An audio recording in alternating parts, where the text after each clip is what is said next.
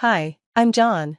The autumn sun shone through the tall oak trees, casting soft shadows on our large family estate. Today, the place was filled with the chatter of relatives as we held our annual family reunion. The warm air smelled of roasting meat and fresh pie. My wife, Anna, who was very pregnant and glowing, stood beside me, smiling as we greeted cousins, uncles, and aunts arriving in large groups.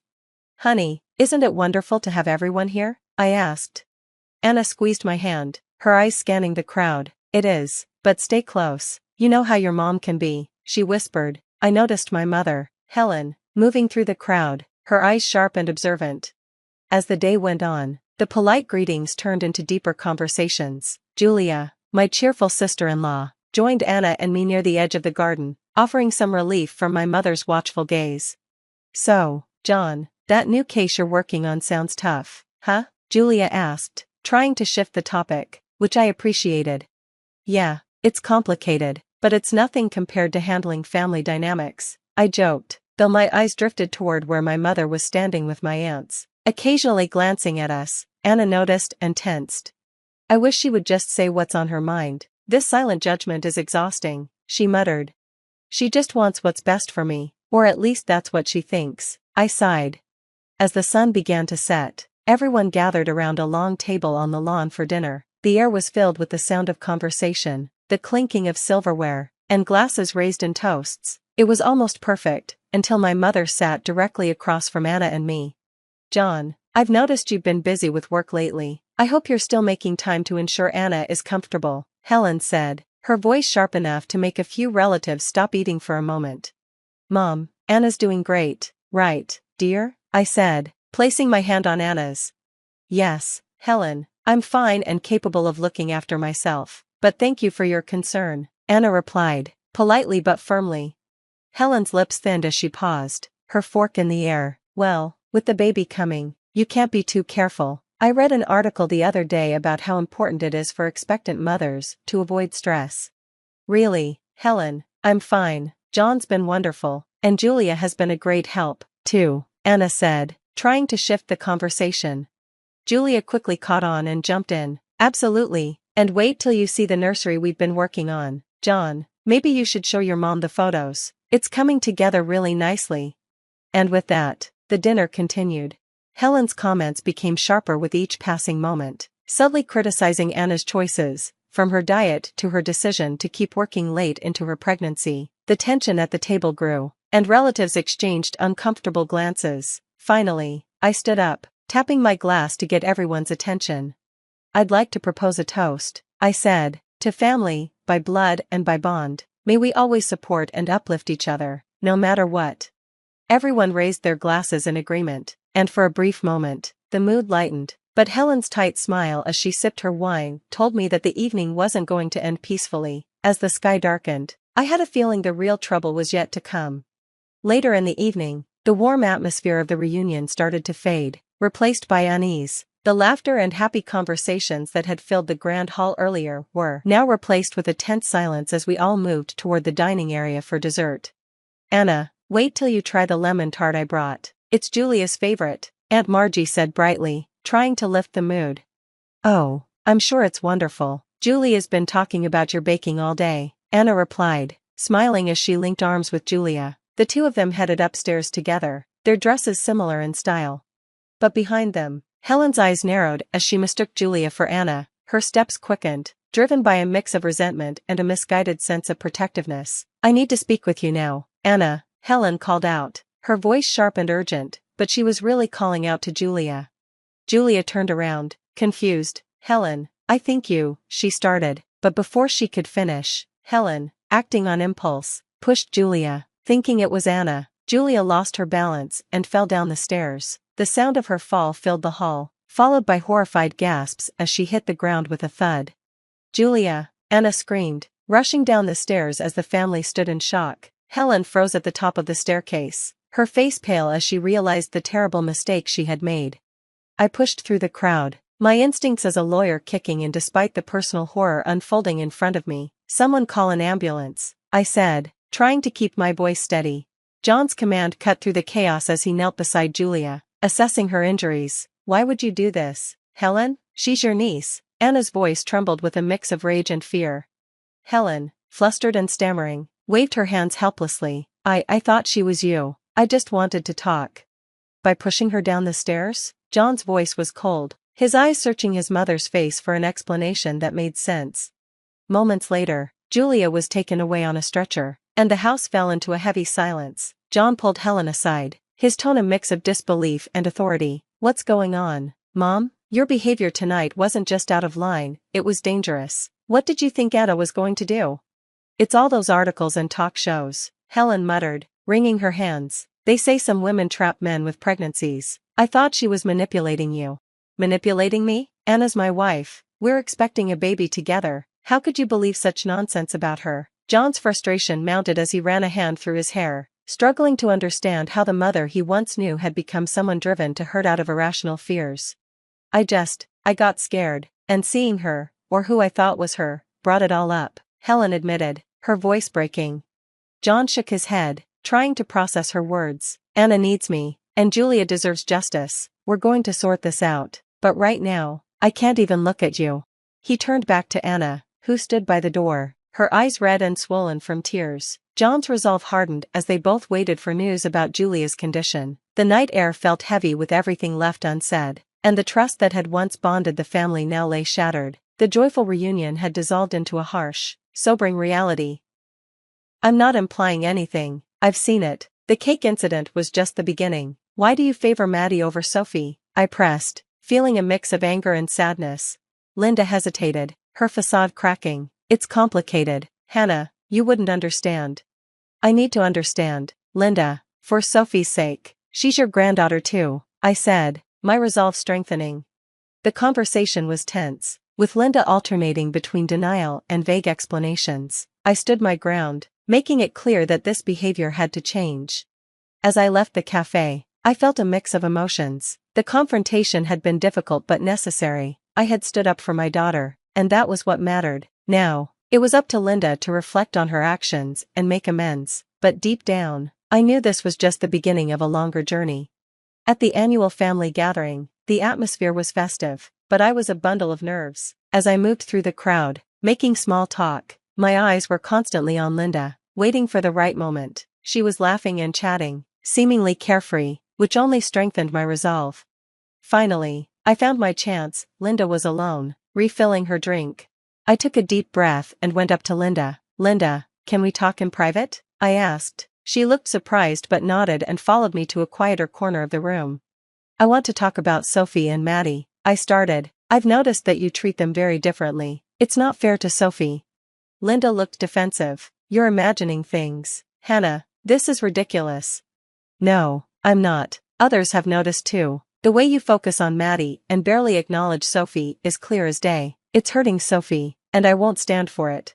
The conversation was intense. Linda kept denying and making weak excuses, but I stood firm, presenting all the evidence I had collected. As our voices got louder, some family members started to listen in, moving closer to hear.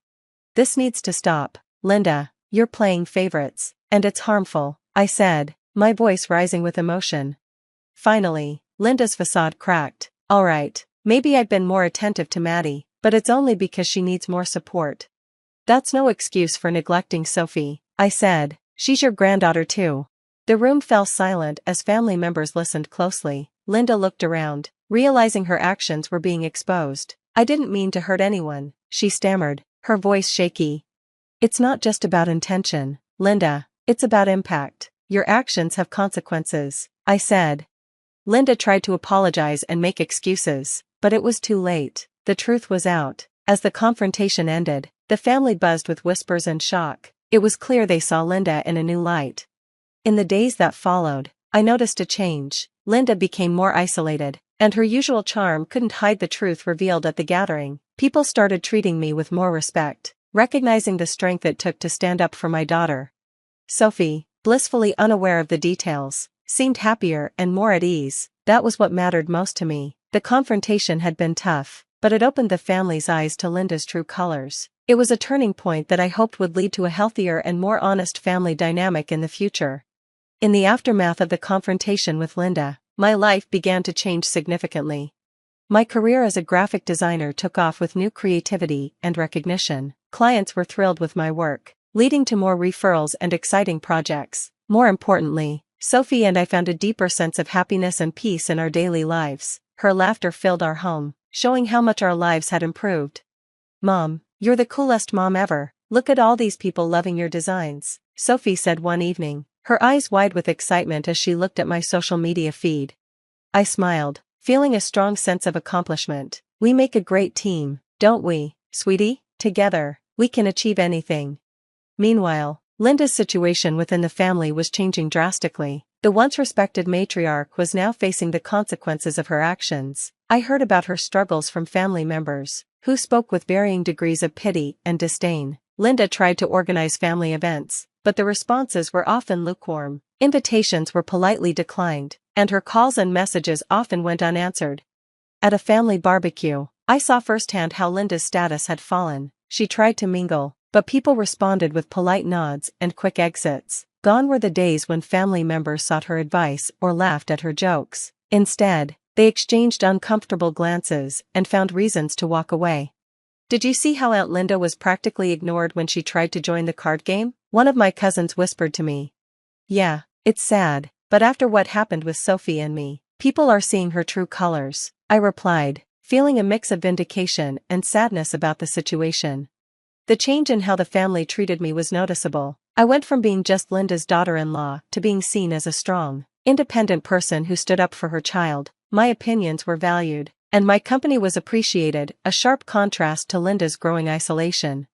As Sophie's next birthday approached, I was determined to make it special and drama-free. I organized a small, intimate party at our home. The joy and laughter that filled our house that day were a far cry from the previous year's chaos. "This is the best birthday ever, Mom, you're the best," Sophie said, surrounded by her friends. I felt an overwhelming sense of pride and relief. We had not only overcome the challenges of the past but had emerged stronger and happier. That night, after the guests had left and Sophie was tucked into bed, I sat alone, reflecting on the past year. It had been a journey of immense growth and empowerment. Standing up to Linda had been tough, but it had paved the way for a new life where Sophie and I could thrive without manipulation and favoritism.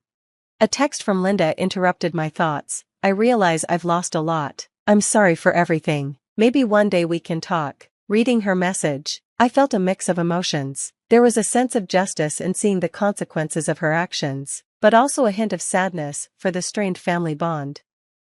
As I turned off the lights and settled into bed, I felt a deep sense of contentment and peace. Sophie and I had faced our challenges with courage and emerged stronger. Our journey was a powerful testament to resilience, the importance of standing up for what's right, and the unbreakable bond between a mother and her daughter. With our story coming to a close, I'm curious to hear your thoughts. Do you think Hannah made the right decision in handling the situation with Linda? Was there a better way to address the favoritism and its impact on Sophie? Or was Hannah's approach justified given the circumstances? This situation touches on deep family dynamics and the choices we make to protect our loved ones. Please share your thoughts in the comments below.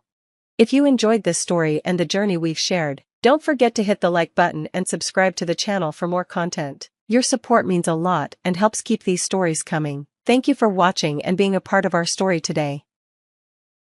Passions were running high in the expensive and luxurious Fearon's mansion.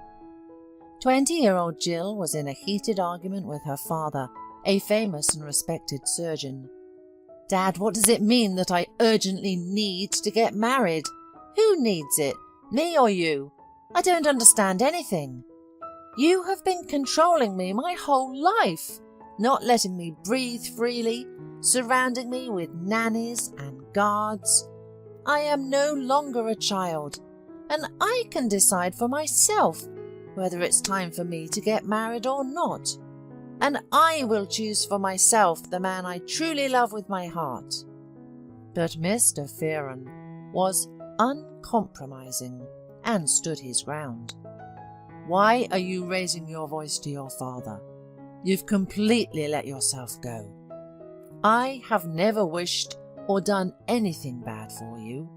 You always have everything best thanks to my efforts.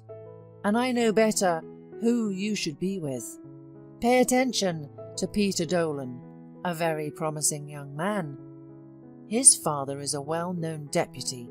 He is only 20, and his father has already given him a luxurious car and an apartment. Surely you will live like a queen without any worries." Jill flared up even more. "Never! I can't stand that pretentious braggart who spends his father's money right and left. And who is he himself? A zero. He's still young, hasn't found himself yet," Mr. Fearon parried. "But after all, I fully support you too, don't I? You also drive a good car and wear branded clothes, just like him." "Exactly," Jill almost shouted. "And I don't want that. Let me live my own life, not yours. I want to achieve something on my own, fall in love, do what I want, engage in what I like. But you just don't hear me." The girl ran to her room in tears and fell on the bed. She took her mother's portrait that always stood on her nightstand and hugged it, whispering, "Mummy, why aren't you with me? You would understand me. Why is he like that? His love suffocates me. I can't take it anymore." Jill looked at her late mother's face, closed her eyes, and felt her warm, soft hands, quiet and affectionate voice, and gentle smile. Jill's mother died a long time ago, when the girl was in first grade. It all happened suddenly. She had meningitis and burned out in a couple of days. Jill missed her mother terribly, cried, and nothing made her. Her father threw himself into work, suddenly got rich, and opened his own clinic. He was already a famous surgeon, and people signed up for surgery months in advance. For his beloved and only daughter, the man spared no money or effort, hiring the best tutors and nannies, buying only the highest quality and expensive gadgets and toys, and taking her on vacation to the best resorts. But at the same time, he controlled every step of the child. This always annoyed Jill, as she couldn't run around with the neighbourhood children or ride a bicycle with them. First, nannies were following her, then an invisible driver who seemed to be everywhere. Jill had often run away from his watchful eye, for which she received a scolding from her strict father. He also controlled her studies very strictly, not allowing her to be lazy or skip classes, and as a result, Jill graduated from college as an economist. "Well now," thought Jill, "I can relax and live my own life." But it turned out that her father's next plan was her urgent marriage. It was the final straw for the girl, and she had a big fight with her dad. Mr. Fearon knew his daughter's obstinate and stubborn character, so he didn't delay and invited Peter's family over for a dinner party the following day. The supposed groom was fashionably dressed, boasted incessantly about his recent surfing trip and participation in a beer festival. His father nodded approvingly, even though he was so fat that he could barely fit in the chair. Mr. Fearon, in turn, praised Jill in every way and told how clever she was, that she had recently graduated with honours and was the best in her class. Then he smoothly moved on to the main point. "Well, our children have grown up. It's time to get them married. What do you think? In my opinion, they will make an excellent couple. Both young, beautiful, smart, just stunning." "Well, your Jill is a beautiful girl and your family is decent. I agree that that's a great idea to connect our families. What do you think, Peter? Do you like Jill?" The girl erupted in indignation. She was traded like a horse in a circus. It was unheard of. Peter had already mentally imagined how he would tame this beautiful and such a stubborn girl. He grinned carnivorously, saying, "I like her very much. Let's consider the courtship complete." When should we celebrate the wedding? Doesn't anyone care about my opinion? Jill asked angrily. Her father hurt her foot under the table and replied as softly as possible, "My dear, I only wish you happiness. Peter is an excellent match. He will be a good husband to you, and I will be calm about your future." Jill jumped out of the table as if scalded and ran to her room. Her father shouted angrily after her, "Jill, where are you going? Come back to the guests immediately. It's not polite." But the girl insolently replied, "My head hurts, probably from happiness." In her room, Jill called her best friend Megan and, swallowing tears, began to tell her about her sorrow. "Can you imagine? He wants me to marry that arrogant peacock Peter. I can't stand him. He only knows how to party in clubs and waste his father's money. Why do I need such a husband? But my father seems deaf and blind. He only sees their money in front of him. He invited them to dinner yesterday. I hardly survived it. I don't want to marry him. It's insane. So what should I do, Megan? I'd run away from home. God help me." Her friend was always distinguished by unconventional thinking and creative ideas, and jokingly suggested, "Why don't you just get engaged to a beggar to spite your dad? Maybe he'll leave you alone then. It'll be a riot." Jill was shocked. "With what beggar? Where do I find one?" Megan shrugged. "Are there not enough of them on the street? Bargain with anyone to play along. Give him a little money and we'll put on a show. We'll invite our friends, shoot it, and take some photos." Okay, I'm kidding, don't be mad. I just had a silly idea. You know me." But Jill suddenly cheered up. "You know what? It's not a silly idea at all. I'll tell my father that the wedding with his Peter is cancelled because I'm already engaged. Maybe that will help. I don't know how to reach him anymore. I'll go look for my groom right now." Now Jill was not crying but laughing, vividly imagining this scene. Rushing, she dressed up and ran out through the backyard onto the street to avoid her vigilant father's notice. She searched around the city for a suitable candidate, never considering the unfortunate vagrants who begged for alms at the metro or rummaged through garbage bins. However, the more Jill scrutinized those drunken and wrinkled faces and felt the unpleasant odor emanating from the homeless, the faster her enthusiasm disappeared. She couldn't even imagine such a person next to her, even as a joke. Suddenly, near the square, the girl spotted a young and cheerful guy in a cap and worn-out jeans with holes. He played simple tunes on his guitar, while his curly dog danced on its hind legs for the amusement of the public. Next to him was a table with a glass, where passers-by who were touched by the concert threw some money. The guy was successful, and some even applauded him. Despite his vagrant lifestyle, he didn't look like a down-and-out alcoholic. His clothes, though old and torn in places, were clean.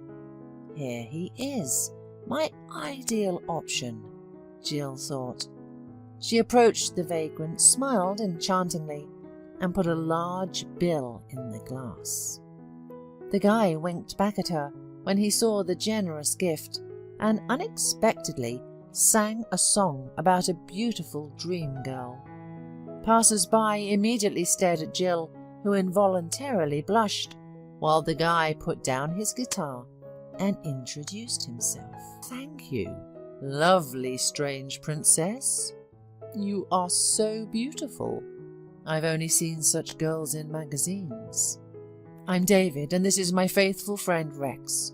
Hey, buddy, give her a paw, say hello." The dog stretched out its paw to Jill, who laughed and patted him in response. "How funny. I'm Jill. David, I didn't just come up to you for nothing. I have some very unusual business for you. Can you play the role of my fiancé for one evening? I'll pay you well." The guy was amazed and stared at the stranger. "Wow, I've never been offered such things before, and by such a beauty. All right then, tell me what to do. It's even interesting now." The girl blushed again. "You see, my father has been overly protective and controlling of me since childhood, and now he's found me a fiancé, a rich and conceited snob, and I can't stand him. He's just so annoying. How can I marry someone I don't love? So I want to make my father refuse that stupid idea. I'll rent a restaurant, invite friends and photographers, and you'll come there. You'll say that you're my fiancé, you'll propose to me in front of everyone, and we'll pretend to be engaged. I'll buy the ring myself, and don't worry about your appearance. Wear some shabby clothes. Then the wedding with the snob will definitely fall through, and my father will leave me alone. So what do you say?" David smiled cheerfully. "Sure, it's easy, I agree. I even understand you very well. Why torture yourself if there's no love? Anyway, I sympathize with you.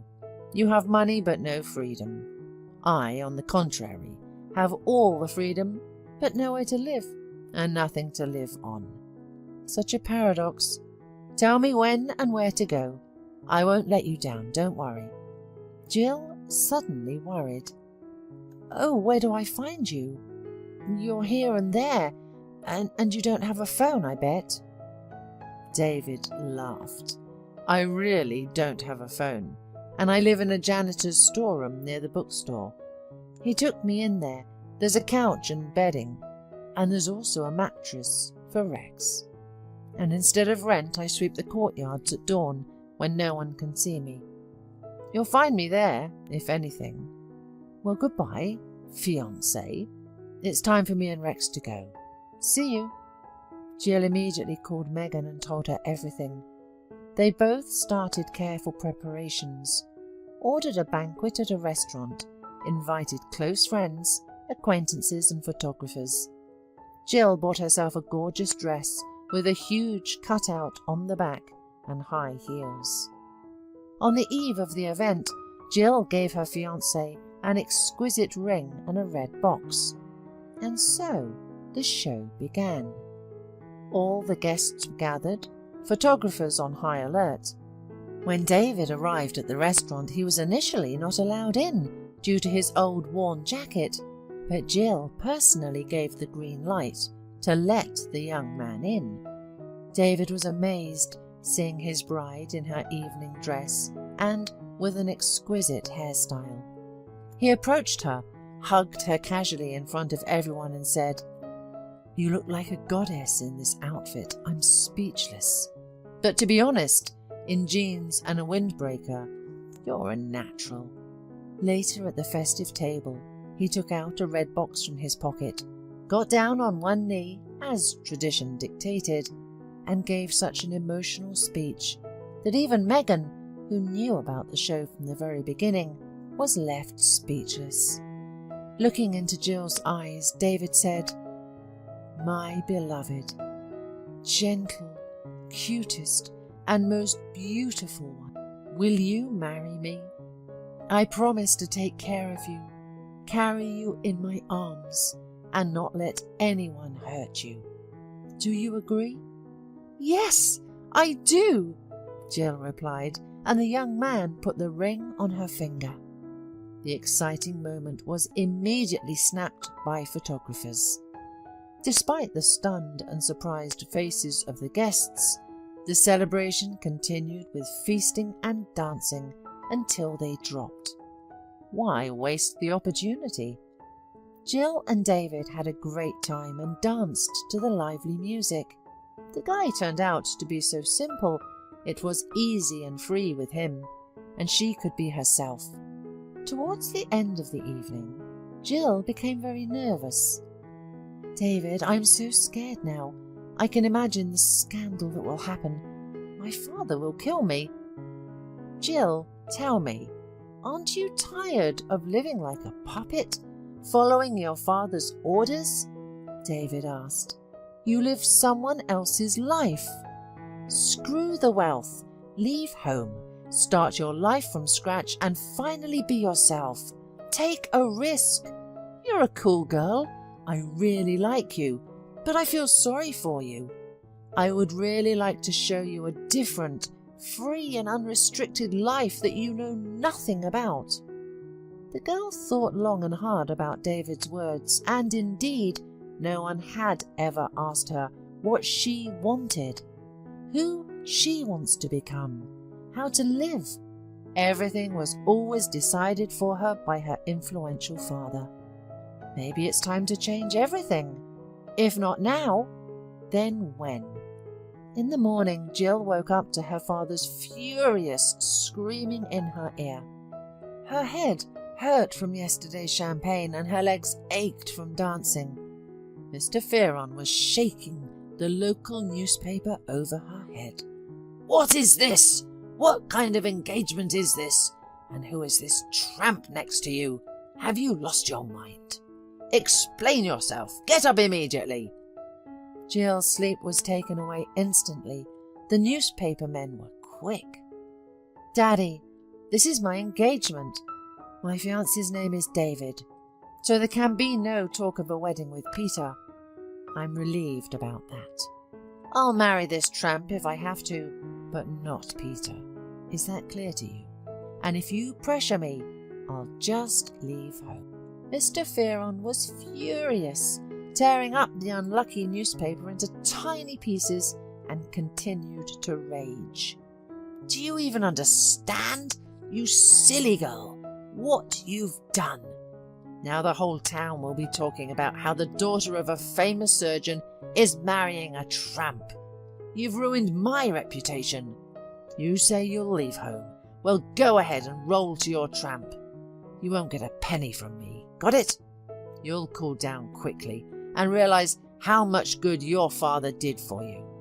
The infuriated man stormed out of his daughter's room, and his phone was already ringing with calls from Peter's father. A serious conversation was brewing, as almost everything was ready for the wedding, and even distinguished guests were invited. And now all this. Jill was crying and packing her suitcase, taking only the most necessary things. She decided to sell her jewellery and not to take money from her father. Then the girl rented an apartment on the outskirts and moved there. She didn't know what to do next. In her new place, in a modest one-room apartment, Jill felt wild and unfamiliar, so she decided to visit David. She wanted to tell someone about everything. These new changes in her life were very unexpected and abrupt, and they scared the girl a lot. David was genuinely happy to see her. Oh, hi, fiancé. Rex, say hi. Do you want tea? Why are you so sad?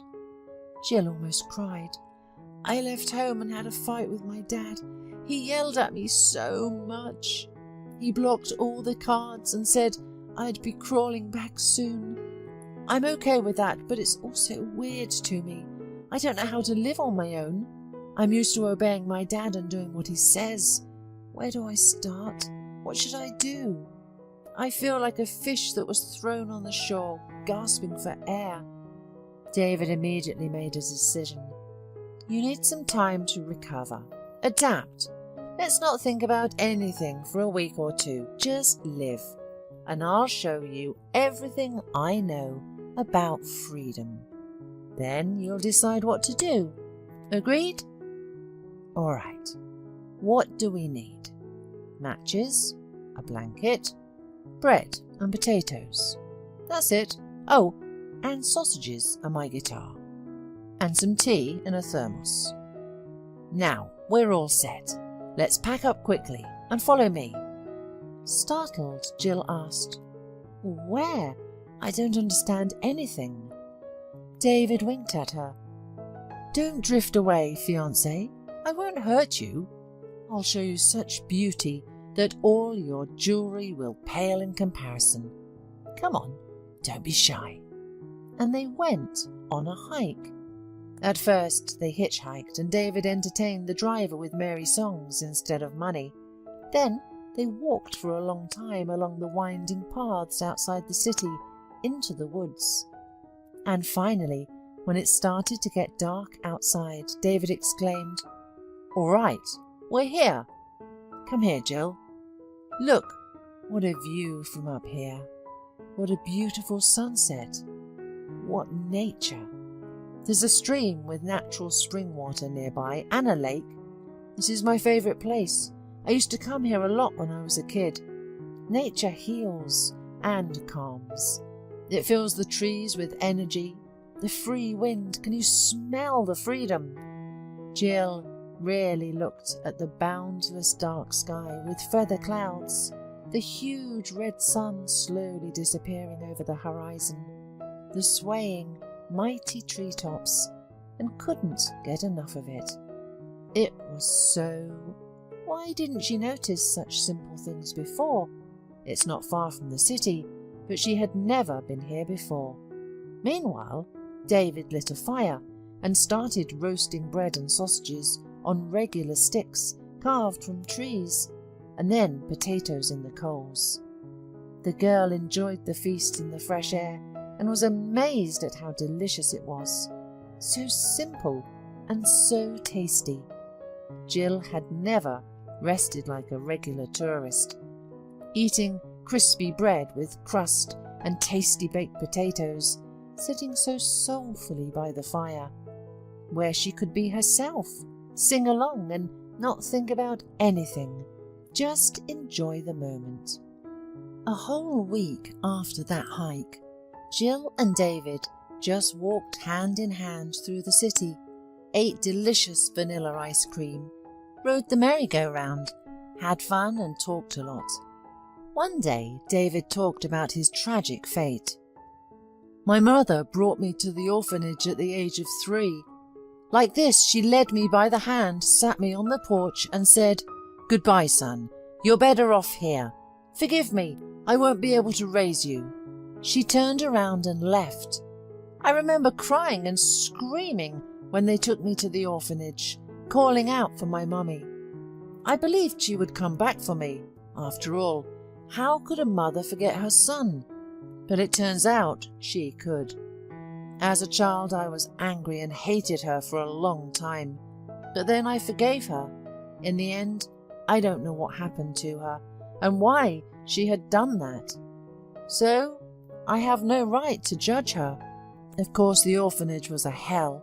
I fought and bit my way to a place in the sun. When I became a teenager, I realized that if I stayed there, it would be the end of me.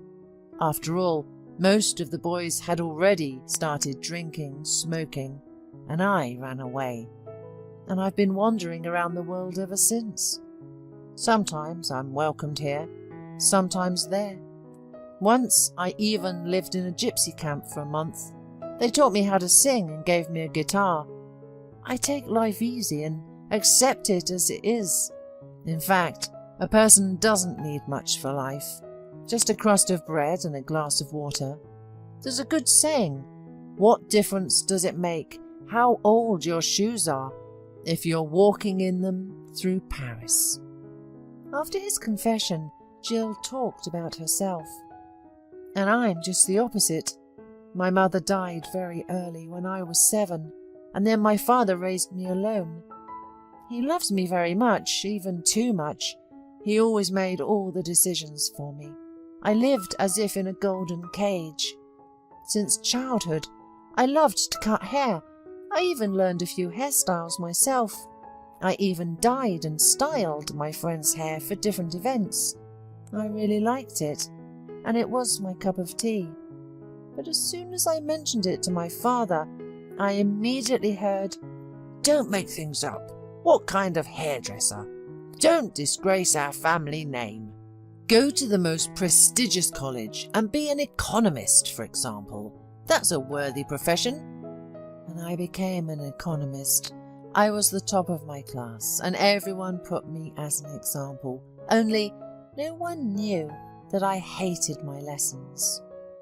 Thinking for a moment, David suddenly said, "You know, you're the first person in my life who makes me want to try to change, to start living differently. Let's leave here to another city where no one knows us, and we'll start a new life from scratch." Jill said fearfully, "I don't know. Where will we live? I can't sleep here and there. Of course I have some money. I've sold my jewellery, but I'm afraid it won't last long." David hurriedly reassured her. "Jill, I'm not such a foolish person as to suggest that such a wonderful girl lead a vagabond life. I wanted to tell you something else. I really like you. No, not like that. I love you, and I want to be different with you. To leave, find a job, live together, have children.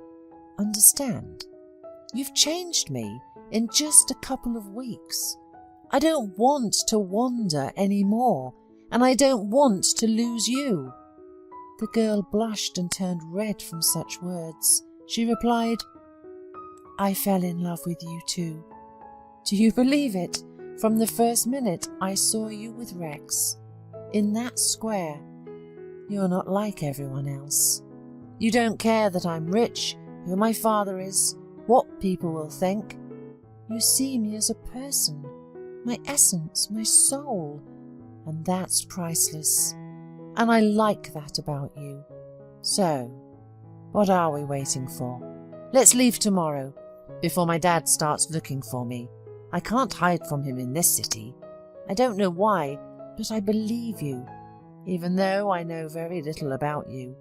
And I'm ready to take a risk and go on my own independent journey, together with you. Let's rent an apartment. I'll go to hairdressing courses. You'll find a job, and we'll live the way we want. No one will tell us what to do." David decisively pulled Jill towards him and kissed her passionately on the lips. The girl felt like the ground had disappeared from under her feet, and millions of butterflies fluttered in her stomach. She had never experienced such emotions with anyone before. 6 months had passed since then. As for Mr. Fearon, he had lost his peace and sleep. After a deafening scandal over the cancellation of the wedding, people started gossiping behind his back that his daughter was a silly, and instead of marrying a rich man, she ran away with some street vagabond. What a shame! The father hated that bum, even though he had never seen him once. How dare he take away his most precious treasure, his daughter? And what did Jill lack? Why did she do that? She had everything the best, unlike everyone else. But no matter how much Mr. Fearon was angry with his daughter for her antics, he missed her desperately. After all, for all these years after his wife's death, he could not love anyone else, did not let anyone into his heart, and therefore gave all the avalanche of feelings to his beloved daughter. Yes, he may have been overly worried about her, protected her, worried and monitored, but it was all out of great love and the best motives. And now, without Jill, the house was completely deserted. The man wandered around the rooms in the evenings, drank bitter coffee, and often cried secretly while sitting on his daughter's bed and holding her silk pyjamas with funny bears, throne rushing. Mr. Fearon didn't really intend to drive his daughter out of his house. He just wanted to teach her a lesson. He thought she would come to her senses, wander in poverty, and then return home, start appreciating her father and thanking him. And it turned out like this. There had been no news from Jill, no call, no letter. The father's heart was bleeding. He worried about how his daughter was living. In the end, Mr. Fearon could not stand it and hired a private detective to find Jill. He wanted to go and give this bum a thrashing for taking away his daughter and whether by fair means or foul, bring Jill back home. A week later, he got Jill's new address. Now she lived in another city and bore the surname Hughes. The man was shocked. So his daughter did marry that bum after all. Oh God, he needed to save his girl urgently. Maybe she needed something. Didn't eat enough. Mr. Fearon was even more angry with the vagabond and drove with a huge desire to destroy him. Until this David appeared in Jill's life, everything was wonderful. The man easily drove to the right address. It was an ordinary, multi-story building, a nice, quiet area, not a slum. He took the elevator and decisively pressed the doorbell. He was opened by that same bum, David. Only he didn't look like a bum anymore. He was fashionably trimmed and dressed normally. But outraged Mr. Fearon could not be stopped. From the threshold, he pounced on the guy almost with his fists. "Oh, you scoundrel! All the troubles are because of you. Where is my daughter? Where did you take her? Why did you appear in our lives? Jill, my girl, I came for you. Get ready immediately." David shook the man and calmly replied, "Good afternoon to you too. Let's not argue, but calm down and go inside the apartment." Jill rushed out on the noise and was stunned. "Dad, what are you doing here? Why are you yelling? Everything is fine with me." Only in the apartment, in daylight, did the surgeon examine the guy's face properly, and his jaw just dropped in amazement. The daughter's husband was the exact copy of a person that Mr. Fearon knew in his youth. Mr. Fearon began to whisper, "David Hughes. Exactly. What was your father's name and your mother? And why did you end up on the street?" The surprised David replied, "My father's name was John. He was, how can I put it, gently, a bandit. He was killed when I was almost 3 years old in some shootout, and my mother's name was Elizabeth. She left me in an orphanage. I don't know why. I still struggle with that question. Well, after barely surviving, I ran away at the age of 15. I wandered around the world. Only when I accidentally met your Jill, I fell so in love with her that I decided to start a new life. Now I'm not homeless. I work on a construction site. I'll finish school and then go on to further study. I earn enough." Mr. Fearon looked at him in amazement, then suddenly fell to his knees and began to whisper, "Forgive me, David, but I know why your mother left you and how your father died. You're just his spitting image. Forgive me if you can. I'm guilty of your fate turning out the way it did. What a scoundrel I am." David and Jill didn't understand anything. The woman thought her father had lost his mind due to nerves. "Dad, get up. What's wrong with you? What are you talking about? Here, drink. I put some calming drops in it for you. Tell me everything in order." The man drank the sedative in one gulp, breathed deeply and began to tell. "I was the head of the surgical department. Many people in the city knew me. And then one day they brought a criminal authority, Johnny Hughes, directly to my house. He was seriously injured, dying. I immediately said that there was no chance of saving him, especially not at home. But he begged me to save him, and I tried. Although I removed the bullets, the bleeding still didn't stop.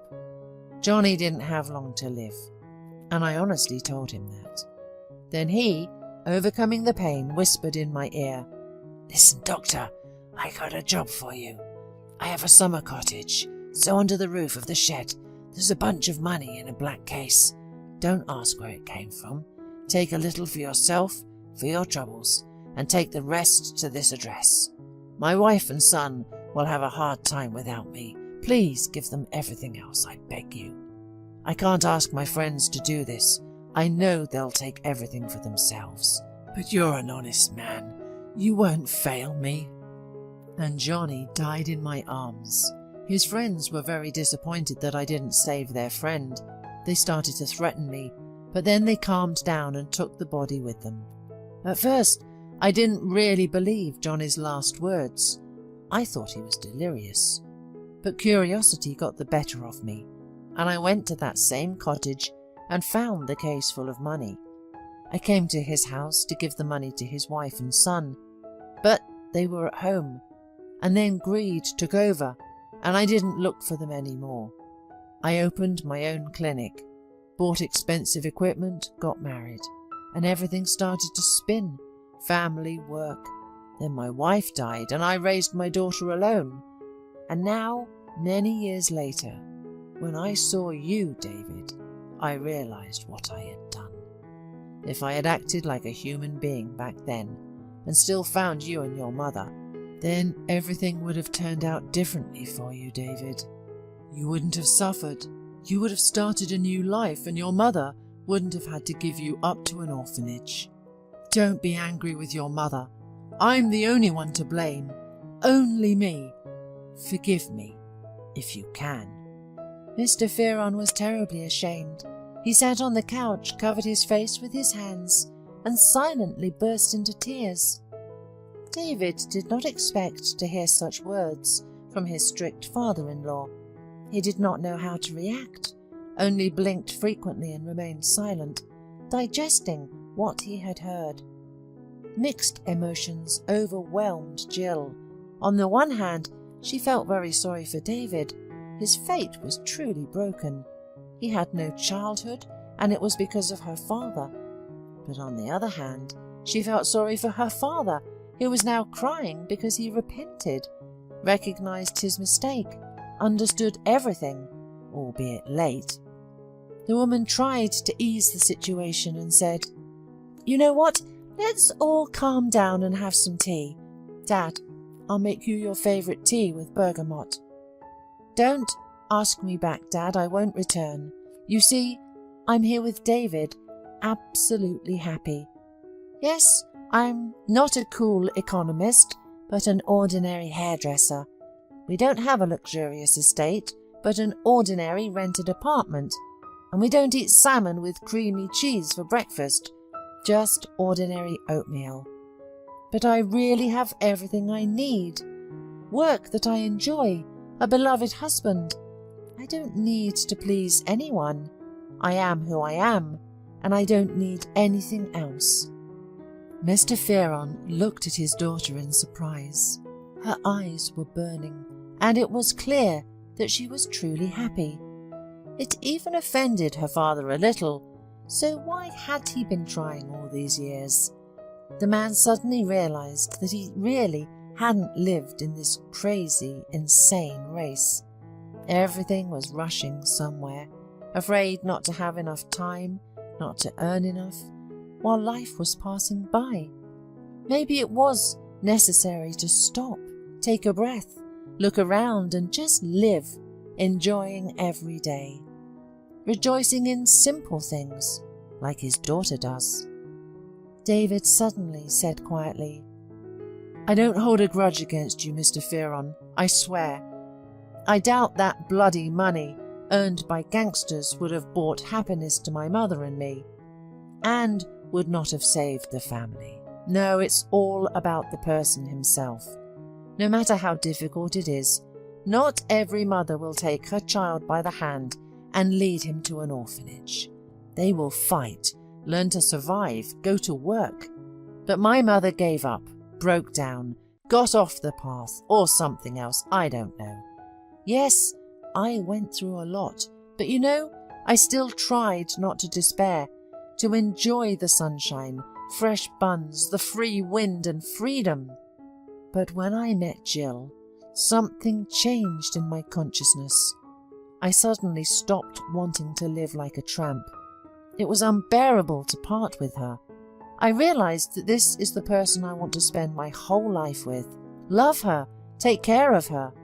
You should be proud of your daughter, because money and wealth did not spoil her, and she did not become one of those glamorous, empty girls who only think about salons and resorts, but remained herself, preserved her soul. You don't find that often these days. The world is rotting. People have become demonic in their pursuit of fame and money, and have stopped appreciating what God gives. It's scary. And Jill and I continue to enjoy each other every day, in every little thing, even in ordinary things. You can find something positive. If it's sunny and warm today, great. We'll definitely go for a walk with Rex in the park, enjoying the gentle rays. Rain and cold are not a problem either. We make hot chocolate and sit together, wrapped in a warm blanket, watching a touching movie. A storm rages outside, but we're so cosy and warm, and that's also a little happiness. Mr. Fearon replied quietly, "I see that my daughter is happy. She lives modestly and simply, but she is happy. What a paradox. I only now understand what mistakes I was about to make if I had made Jill marry Peter against her will. And then it seemed to me that I was doing everything right, and if my daughter would be provided for, then she would be automatically happy. You're right, David. I really went crazy over money, over my career, and stopped seeing the soul, considering the interests of other people, just living. Even my beloved work has long ceased to bring me joy, although in my youth I took on every job with such enthusiasm, zeal, and sincerely wanted to save a person's life. And now I'm bogged down in paperwork, reports, and all this routine, although my calling is being a surgeon. My dears, don't drive me away. It's so lonely in this big house without you. It's so sad. Why do I need all this wealth alone? What to do with them? And also, David, I want to somehow make up for my guilt. Any of your desires, even the most cherished, I promise to fulfill. Think about it." The young man replied immediately, "There's nothing to think about. Help me find my mother. I want to know if she's alive or not, if she needs help. And just to see her, look her in the eye, talk to her, ask her why she did what she did back then. This question has haunted me since childhood, and I want to find an answer to it." "Okay, David, I hear you. We will find your mum, don't worry," promised Mr. Fearon. And as promised, he used all his connections and finally found David's mother, although it was not easy. She had been living in a church for many years. She worked hard and prayed day and night. At first the woman refused to talk to the private detective and the surgeon, and then David himself visited the priest. He listened carefully to the young man, then said, "Elizabeth has been living here for 10 years. They found her on the street. She was drunk and beaten, in a serious condition. I don't know why they brought her here, to us. Perhaps it was God's will. We don't keep people here by force, you understand. It's a personal choice for everyone. When Elizabeth came to her senses, we treated her, but she flatly refused to leave, saying she wouldn't be able to survive on the street. So she stayed here. She is a closed person. She hardly ever talked about herself. I'll try to talk to her, but if she refuses to meet with you, alas, I won't be able to help. I won't force her." David sat, worried. It was so calm and quiet within the walls of the church. Suddenly, the heavy oak door creaked, and a thin, tall woman in a black cassock and a scarf tied around her head appeared on the threshold. David looked into her eyes, the same cornflower blue, with a squint. He remembered them perfectly from childhood, and quietly said, "Hello, Mum. It's me, David, your son." The woman's eyes immediately moistened, and she fell to her knees and began lamenting. "David, my son, I recognize you. Forgive me, my dear one. I have a huge such indelible sin. I am so guilty that I left my own child with strangers. There's no forgiveness for me. I'll carry this cross to the end." She hugged him by the legs, and David immediately lifted his mother from her knees and hugged her. It finally happened. When he felt his mother's warmth, felt the wild beating of her heart, and breathed in the scent of incense, all the grievances, all the childhood sorrows, all the anger immediately disappeared and dissipated. He just held her like that in his arms and cried. And with each tear, all the bad, all the negativity left his battered soul. Then they sat on a high wooden bench and talked heart to heart. "When your father died, dark times came. Although he was a bandit, he protected his family. But after his death, some people came and said that Johnny owed them a huge sum of money and that I had to pay it back immediately or they would destroy us. I was scared and left the city with you for a while. I was crushed by the death of my husband and scared for you. Out of desperation, I started taking substances that I should never have tried. Day by day I sank to the bottom, and in moments of enlightenment I realized that I could hurt you. That's when I decided that you would be better off in a new family than with an addicted mother. Forgive me, son. I remember that day as if it were today, how you, poor thing, cried, screamed until you were hoarse and reached out to me. At that time I thought I was saving you and that you would be better off here in the orphanage than wandering with me. But when I was all alone, I thought I would go crazy. Your cry and tearful eyes were ringing in my ears all these years. I desperately missed you, cursed myself, went down the wrong path and hit rock bottom. I no longer remembered my name, didn't care what I looked like or what I wore. And I no longer looked like a woman. I was just frantically looking for a dose so I could forget. One day I woke up in the church. They helped me here, cured me, and I refused to leave. I stayed here. I was afraid of that cruel world, knew that I was weak and could fall again. Since then I have been living here, working and praying day and night for you, my son. I have never forgotten you for a moment. My conscience has always burned with a hot iron, branding me as a scoundrel inside. I hate myself for that act, David. Forgive me if you can." The young man wiped away his tears with the back of his hand and said, "Mum, I forgave you a long time ago, I swear. When I was a child and other children beat me, when I was hungry and ran away, I was angry and I didn't understand why you had done that. And I desperately envied the children who had a home, a family, and loving parents. At 14, I finally ran away from the orphanage and never went back. I travelled to many cities and met all kinds of people, and I even learned to play guitar and sing songs from gypsies. I became good at it, so I travelled with my faithful dog Rex, earning a piece of bread with my songs.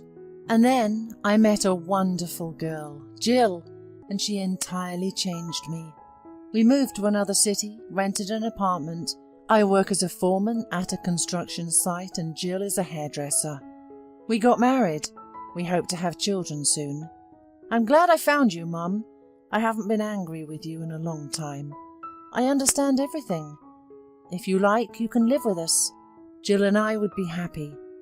I want to take care of you, love you, and make up for everything that was missed." Hearing this offer, Elizabeth shook her head and said, "No, son, I won't leave here. This is my place, my Ait. Here my soul found salvation. I'm very happy that you've grown up to be such a wonderful person, that you haven't become bitter and gone down the wrong path like me, that you got married.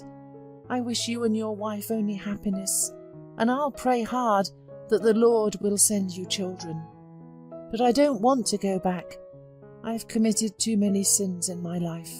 I can't repent of them until I die. Goodbye, son. Go with God. Let me hug you one more time before we part. Know that I love you too, and I've never forgotten about you." Elizabeth crossed her son on parting and gave him her cross necklace, saying, "May it protect and guard you from all sorrows and troubles. Forgive me, my dear, for everything." The young man left the church, feeling an incredible relief in his soul, as if a huge stone had been lifted. Breathing even seemed to have become easier. He needed his mother's words that she loved him and had never forgotten about him.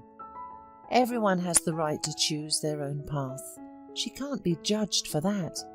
The main thing is that he now knows where she is, that she is okay and under reliable supervision. Life went on, and David and Jill lived soul to soul. Mr. Fearon often visited them, and he entirely changed. He bought them a spacious apartment and sold his clinic. He donated most of the money to charity. He became a surgeon at the city hospital, and in his spare time he spent time with his daughter and son-in-law, secretly dreaming of grandchildren. Soon after starting his new job, Mr. Fearon met a good woman, a nurse named Helen.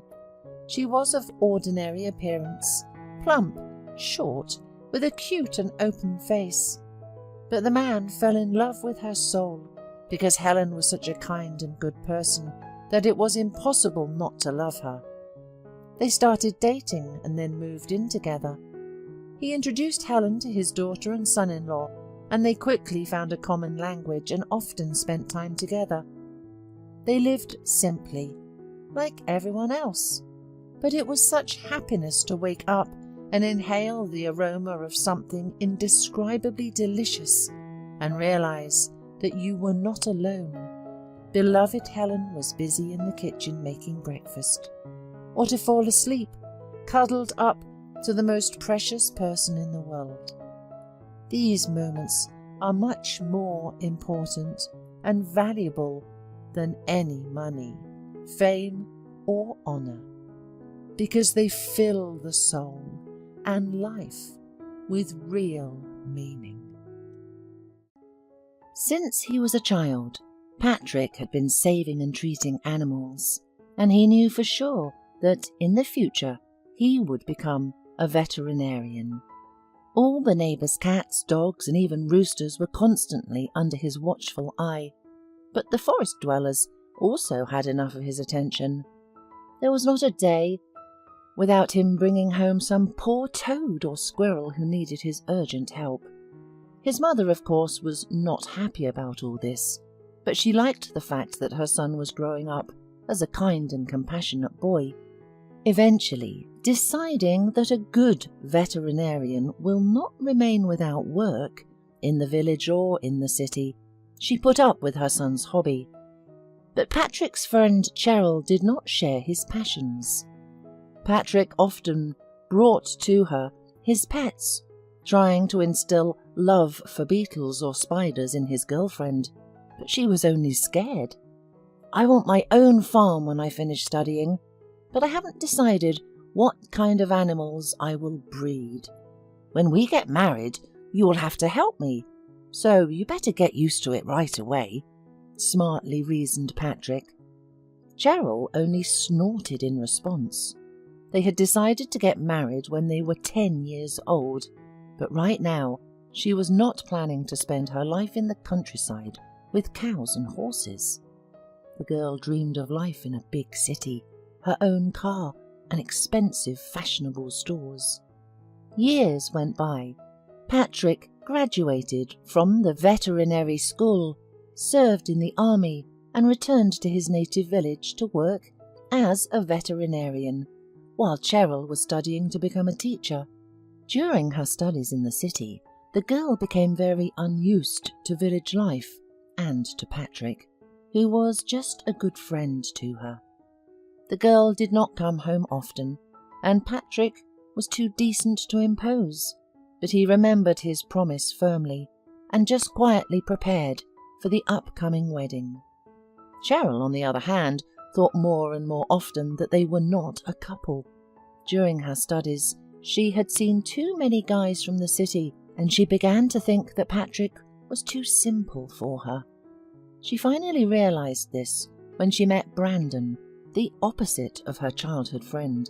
Unlike Patrick, saving up on everything to save money for the wedding, Brandon was generous and could afford to take the girl to a club or restaurant.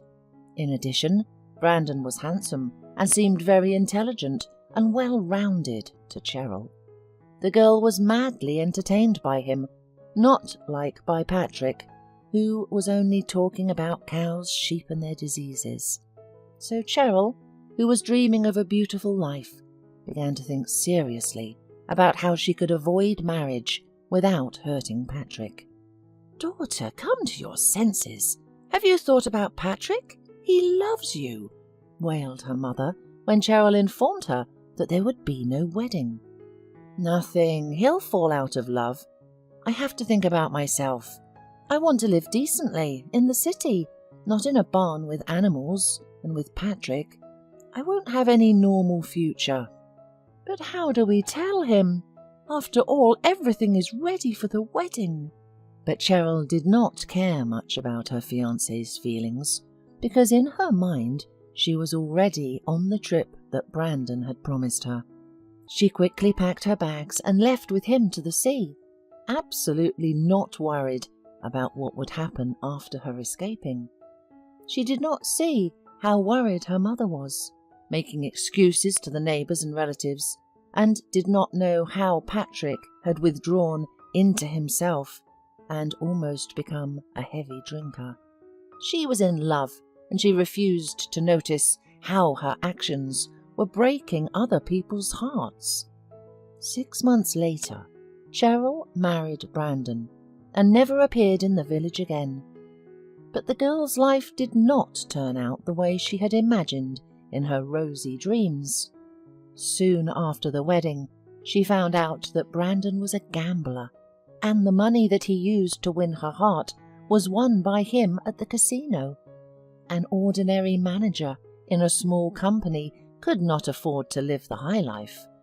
As long as he was lucky in the game, he threw money left and right, but when luck turned away from him, Cheryl had to deal with an entirely different Brandon, angry and irritable.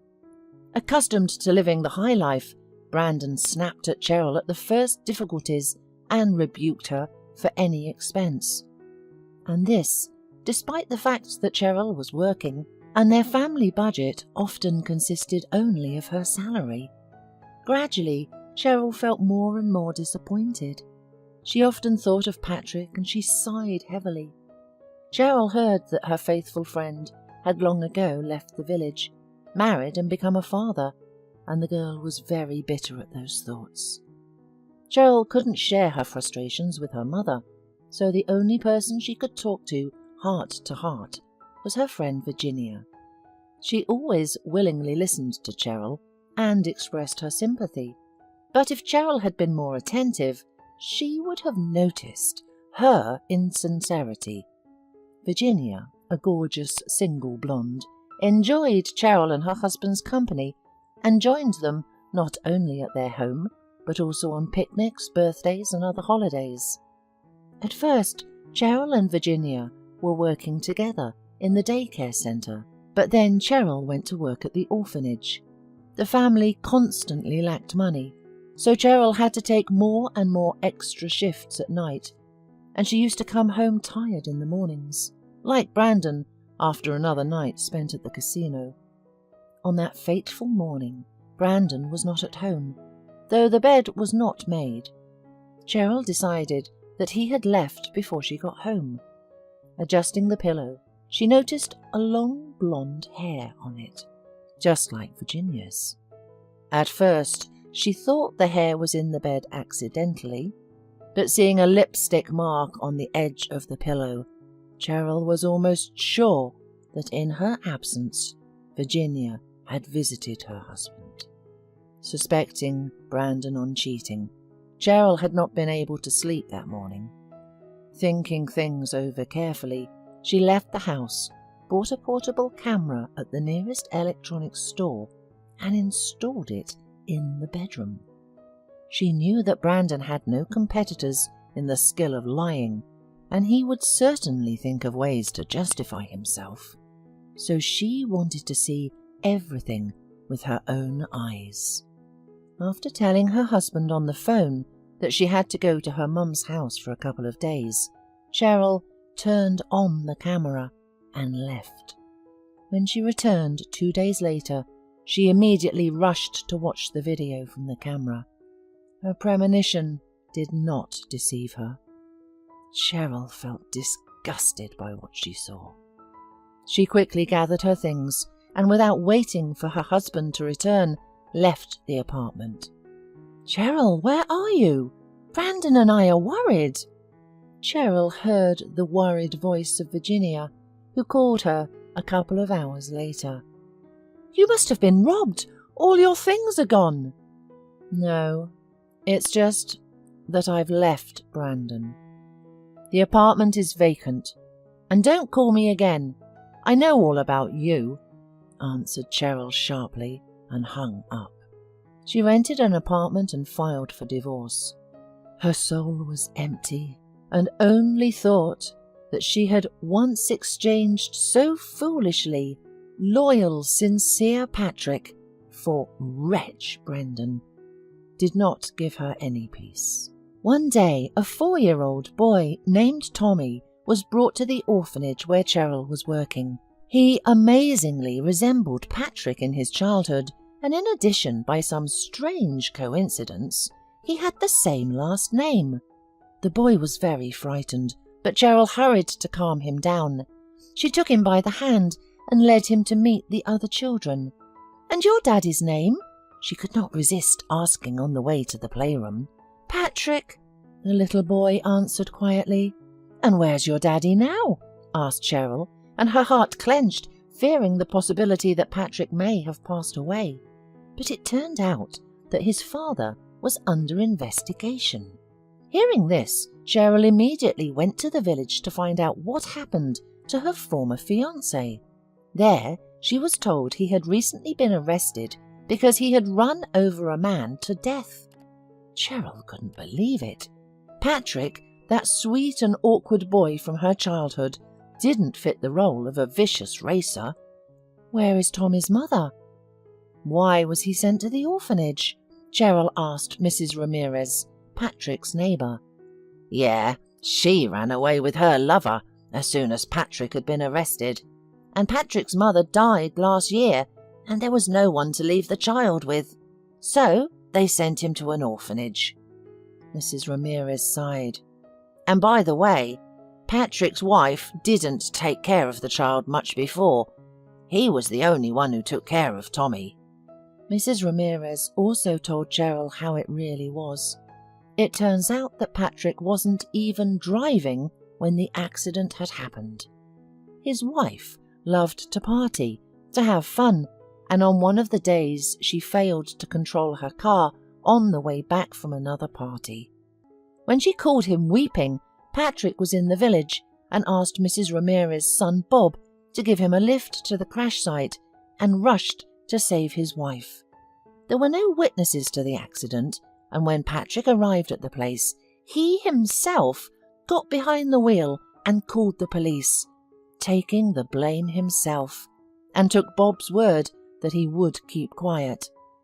After listening to Mrs. Ramirez, Cheryl immediately realized that she was telling the truth. It was so much like Patrick to save even those who didn't deserve it at all. But Cheryl wasn't going to stand for such injustice and leave things as they were. She decided to talk to Bob and persuade him to testify truthfully to save Patrick from prison. Bob, understand. It would have been fine if his wife had stayed at home with her son and waited for Patrick from prison, but she ran away with her lover. For what should Patrick suffer and Tommy grow up in an orphanage? Cheryl had such a gaze that Bob immediately realised that she wouldn't stop at anything to prove Patrick's innocence. After agreeing with Bob, Cheryl hurried back to the orphanage and, after talking to the director, got permission to take Tommy to her home. The director was aware of her fight for the boy's father, so he wished her good luck in restoring justice. The next morning, Cheryl went to Patrick to persuade him to retract his original testimony. Looking into her childhood friend's eyes for the first time in years, Cheryl suddenly realised that she had missed him very much all this time. "Cheryl, is that you? Why have you come?" he asked in surprise. There was no dislike at all in his voice, but only weariness and annoyance that after so many years they had met in such an unpleasant place. "Patrick, I apologise for everything I've done. Believe me, I'm very sorry. I don't know if you can forgive me, but know that I will fight for you. Tommy is at my mum's right now, and I will do everything I can to get you to see each other sooner and never part again. I know the truth." "Cheryl, you don't have to," but the woman interrupted him. "You must agree to act. Your wife has abandoned you and your son, and neither you nor he deserves to suffer because of such a woman. Think, if not about yourself, then about your son. It will be bad for him without you. You may not forgive me, but promise me that you will not leave your son." "Okay, I agree to make an appeal. Are you sure it will be accepted?" "Let them try not to. With Bob's testimony, I'm confident of success." Soon the case was sent for review, and the lawyer was able to obtain an acquittal for Patrick. Once free, the first people Patrick saw were Cheryl and Tommy, who was pressing himself against the woman and trustingly holding her hand. There was so much love and tenderness in Cheryl's eyes that when she rushed toward Patrick, without hesitation, enclosed her in his arms and pressed her tightly to his heart. "You are my saviour. Let's forget everything that came before, shall we? And if you don't mind, let's start all over again." Cheryl cried softly on Patrick's chest, and Tommy, though he didn't really understand what was going on, was also glad to see that Daddy was now with him again. They all returned to the village together and settled in Patrick's parents' house. After his wife's arrest, Patrick divorced her and immediately proposed to Cheryl. The wedding, which the village had been waiting for several years, finally happened. "My love, how could I not understand then that you are my happiness? But now we'll never part, and we'll all live together. But not the three of us, but the four of us," Cheryl said and smiled slyly. "You're going to be a daddy soon. I'm pregnant." "Honey, how happy I am!" exclaimed Patrick and held his wife tightly to him. Finally, they would have everything they had dreamed of and had going on for so long. Anne left the supermarket with full bags of groceries, rushing to get home to prepare a festive dinner to celebrate her 40th birthday. Only close friends and their families were invited. Lost in thought, she stepped off the sidewalk onto the parking lot road and was knocked off her feet by a sharp push from behind. She fell, dropping the bags onto the asphalt and scattering their contents. Anne screamed in surprise and pain. "Excuse me, lady, for God's sake, I don't know how it happened." "Where did you come from?" The frightened driver of the car helped Anne to her feet, very upset about what had happened. "You almost ran over me. Who even gives such people a driver's license?" Anne exclaimed, rubbing her injured hand from the fall. "Well, you're good too. You should have looked around," protested the stranger. Anne gave him a fiery look. The man lowered his tone. "I'm sorry, I was wrong. Let me take you home. I'll get the groceries now." The man, picking up the bag, began to collect the scattered products. Anne, coming to her senses a little, realized that she was partly to blame for the accident. She softened her tone a little. "You're right, it's my fault. I was lost in thought. This is the result. If you could give me a ride home, I would be very grateful." "My name is Matthew," the man smiled and held out his hand to the stranger. "Anne," she replied, smiling. On the way home, Anne and Matthew had an easy conversation. "Your husband is lucky. Beautiful, smart wife. Unfortunately, I was not so lucky. My wife left me with a little daughter in my arms. That's how we live. Do you have children?" Anne's face changed at the question. The question of children was her pain. Having been married for a long time, she never managed to become a mother. Of course, Anne was not going to talk to a stranger about this, and she replied briefly, "No, we don't have children." "We've arrived. Thank you for the ride. Have a nice day." The car stopped at the high gate, behind which was a large, beautiful house. "Anne, I'm sorry if I offended you," Matthew said, noticing that he had upset the new acquaintance, but he did not understand what exactly. "No, you forgive me. My nerves have been giving way lately. Thank you again."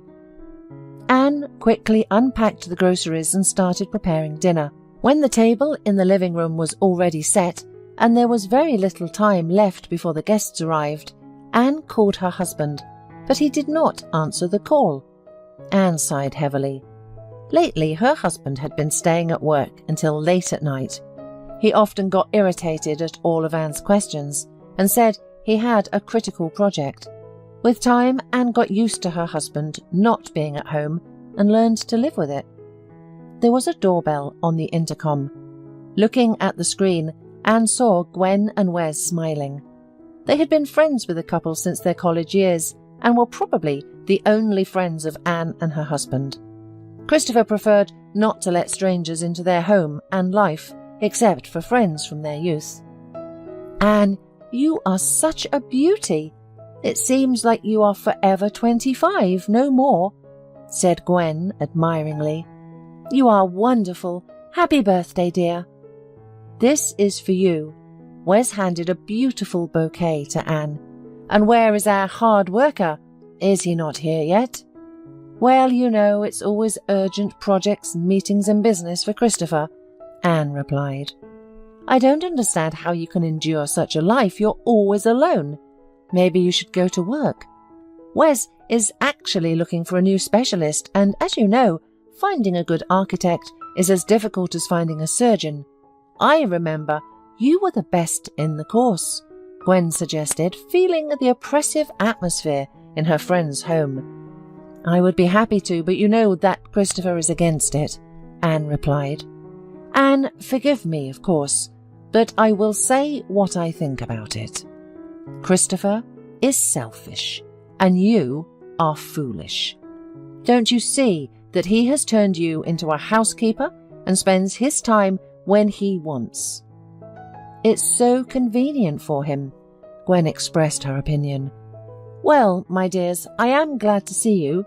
Please come to the table. As for Christopher, I hope he can join us soon." Anne tried to smooth the situation, leading other guests to the festive table. After some time, when the company had eaten their fill and were now remembering the curious stories of their student years, Christopher finally returned home. The man was serious and smiled at the guests more out of politeness than joy. "Christopher, you could have come earlier today. We haven't seen each other for so long, and it's your wife's birthday today. And where are the flowers for the hostess and beloved woman?"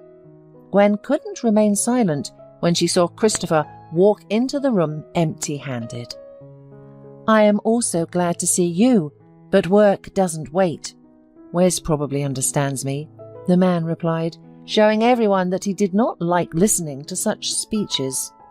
"I didn't have time to buy flowers. I was rushing, as you see. Anne, happy birthday." "Thank you, dear."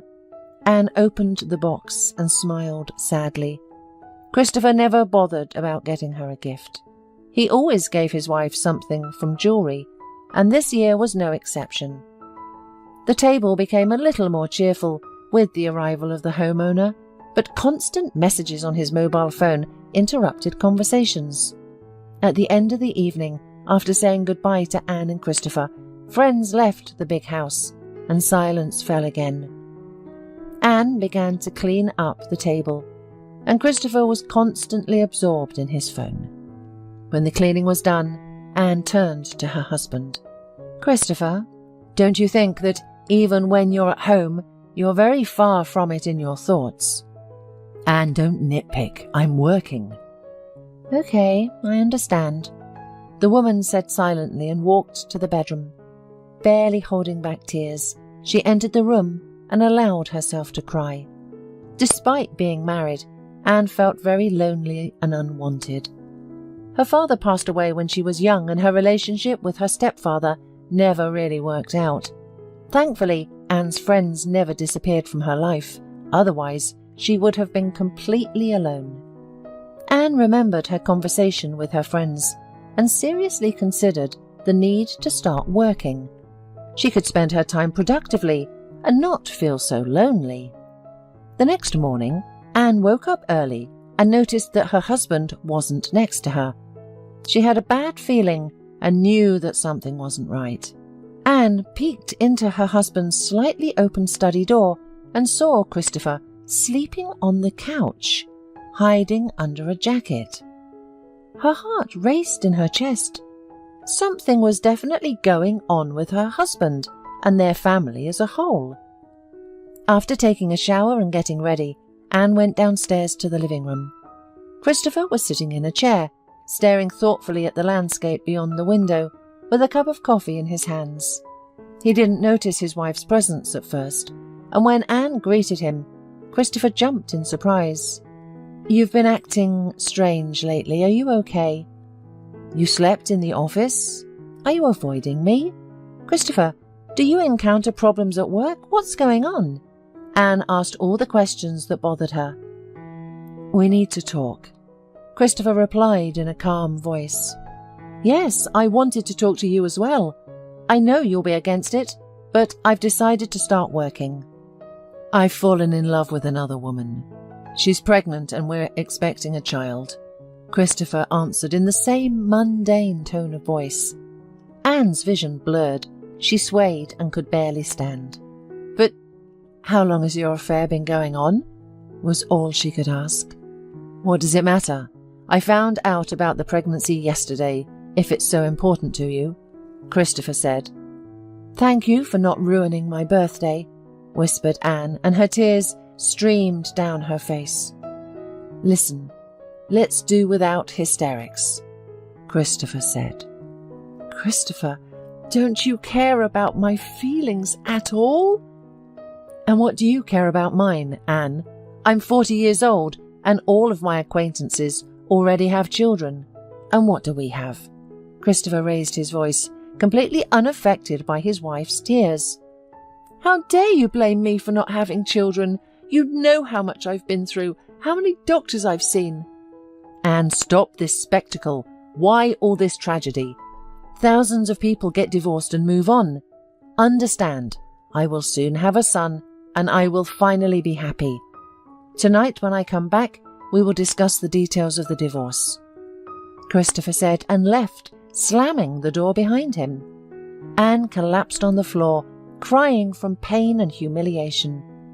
Christopher decided that the first thing he would do was to stop by his mistress Ellen and let her know that he had finally confessed everything to his spouse and that they would soon get divorced. He planned to legalize his relationship with Ellen afterward. Christopher used his key to open the door to the apartment he rented for Ellen, but was surprised to see her packing her things in a huge suitcase. "I'm home. Why isn't anyone greeting me? And what's going on here? Are we going somewhere?" he asked with a smile. Ellen was surprised to see Christopher. Hi, darling, I didn't expect you so early," she said. "So, you didn't answer me. Are we going somewhere?" Christopher asked, twirling Ellen in his arms. The young woman pouted theatrically. Christopher looked at her questioningly. Yes, we're going to your beautiful country house, where your wife is currently enjoying life. Well, dear, she has nowhere else to go for now. I have to buy her an apartment. Understand, I can't just throw Anne out onto the street, Christopher explained, frowning. But Ellen wasn't listening to him. I don't want to understand anything. We're a family, there are almost 3 of us, and we are huddled in this miserable tiny apartment, while she lives alone in her pleasure in the big house. Besides, our baby needs fresh air, and we're forced to live in the city and breathe this polluted air. Ellen was almost in tears, gently stroking her stomach for greater persuasiveness. You're probably right. Don't be upset. Don't upset our son. Well then, we'll move, Christopher said. Anne was shocked by her husband's betrayal and couldn't gather her thoughts. After sitting on the couch for half a day, she thought it was just a cruel, silly joke. Christopher will come and say that it's a prank. Just a prank, Anne repeated aloud like a spell. The incoming call on her mobile phone made the woman tremble. She didn't want to talk to anyone, but wiping away her tears, Anne looked at the phone screen. Her heart was pounding wildly in her chest. Christopher was calling. Flicking her finger up the screen, she answered the call, but the knot in her throat didn't allow her to say a word. Are you there? Okay, you don't have to say anything. Listen, I found you an apartment. You need to take a look at it, Christopher said. Anne didn't bother to listen to her husband's delusional speech and simply hung up. She believed that such issues should be discussed face to face, not over the phone. Brewing herself a cup of herbal tea, Anne settled on the cosy terrace of her home. She loved this house very much. They bought it together with her husband when they were very young, invested their souls in it and gradually built their lives together. And now Christopher, as if nothing had happened, as if all those years together had never happened, says that he found her an apartment. Scoundrel, Anne hissed aloud. Wiping away her tears, she tried to pull herself together, but the happy moments of their married life that surfaced in her memory wouldn't let her rest. The woman was in a broken state, seriously considering whether she should continue living with emptiness and loneliness ahead. Unnoticed by Anne, evening arrived. She was still lost in thought and didn't even notice when her husband returned home.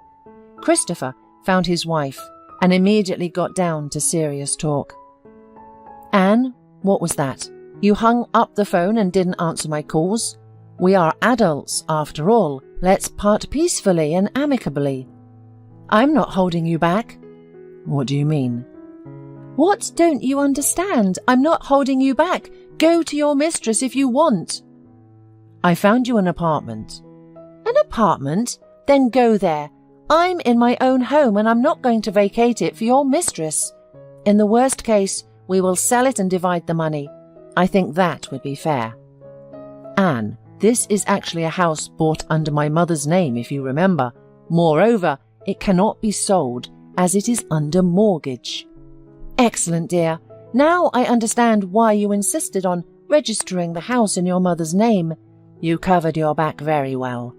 Do you remember that I sold my apartment years ago and invested everything I had in this house?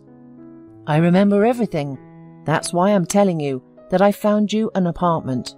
You need to see it, and then we can finalize the deal and also the divorce. Well, fine, live here, but remember, you have to answer for everything in this life. For everything. And you will definitely answer for the pain you caused me. The next day, Anne went to see the apartment her spouse had found for her. Along the way, she remembered how happy she and Christopher had been, how much they had gone through together to achieve what they wanted, what it had cost to arrange their home, and how strongly she supported her husband. Anne had sacrificed her own career for her spouse. She had helped him with complex projects, and now the woman simply couldn't understand how Christopher could easily find a replacement. Anne understood that the main reason that she was at the divorce stage was the lack of children. This topic was very painful. How many times had she run around to the best doctors' offices? How many pills had she taken? How many injections had she endured? But all in vain. Doctors had just shrugged and couldn't explain why, after so many years spent together, she and her husband had no children. Christopher never blamed his wife for this problem directly, but nevertheless, he was sure that the problem was with his spouse. Anne was very pained to listen to when Christopher talked about Gwen and Wes, their growing son. Lost in thought, the woman didn't notice that she was standing right in front of the entrance to her new home. The apartment was on the 5th floor, turned out to be quite spacious and bright. Of course, it couldn't compare to a private house, but it was suitable for comfortable living. "Where I started once, I end now," muttered Anne. The next day her suitcases were almost packed. She took only what was hers, and sadly looked back at her home. Alas, she never found true happiness there. "Christopher, what is she doing here?" a woman cried out behind her. Anne turned around to see a young girl standing in front of her. She was about 20 years younger than Anne, beautiful and confident, and could have easily been Christopher's daughter. Anne smiled, feeling a lump in her throat. She wanted to run away from these people, but she composed herself and calmly replied, "I am still at my own home, darling. And, by the way, I am still your lover's lawful wife. As for what you are doing here, that is a good question. No shame, no conscience. Where do you all come from, disgusting people?" Anne turned to her husband. "I think I said that your mistress shouldn't be here before I left." "She is not a mistress, but the mother of my son. And stop the hysterics. It will lead us nowhere good. We are modern people," the man said in a raised voice. "Very modern indeed," the woman laughed. "Christopher, you have never understood people, and you are very wrong now. Look at her. There is a scrolling line on her forehead. I'm looking for a rich daddy." The man frowned but remained silent. Ellen rolled her eyes theatrically and began to lightly touch her still very flat stomach. Anne could not help but laugh. "Girl, what is your name?" Anne asked. "Dear Christopher, this girl is a natural actress. I am certain that the surprises in your life are just beginning." Anne heard a sound of an incoming SMS on her phone and breathed a sigh of relief. The taxi had arrived at the gates of the house. Taking 2 large suitcases, she rolled them towards the exit. Christopher watched his wife leave, with sadness in his heart. Something was bothering him, something unpleasant in his soul, and at some point he even wanted to stop this madness that was happening in their life. But Ellen quickly resumed playing her role, as if sensing that something was wrong, and tried to shift the attention of the man she adored to herself. "Christopher, my dear, something hurts badly in my lower abdomen," Ellen complained. The man quickly came to his senses. "My dear, you should not worry. Rest and stay in peace and quiet, as the doctor said, remember?" said the man, and holding the waist of his beloved, he gently sat her down. Anne left the walls of her once beloved home, holding on to her dignity until the end. It was unbearable for her to see the woman who destroyed their family being treated with such tenderness and care by her husband. And what awaited Anne herself ahead, she was even afraid to imagine. In the taxi, she let her tears flow. The driver sympathetically looked at the passenger in the rearview mirror and eventually asked, "Are you okay? May I help you with something?" "I'm sorry. I just couldn't hold back my emotions anymore. It's just that my husband brought his pregnant mistress into our home, that's all," Anne replied with sadness, tears streaming down her face. "You know, but I'm not certain that such a beautiful woman can be replaced. What a fool your husband is," replied the driver. "Well, where is that beauty? I'm already 40. He found himself a young girl," Anne responded. "Dear woman, You're only 40. It's the perfect time to love, live and thrive. As for the youth people, they've got nothing but wind in their heads. What's the use of their youth? I'm 67.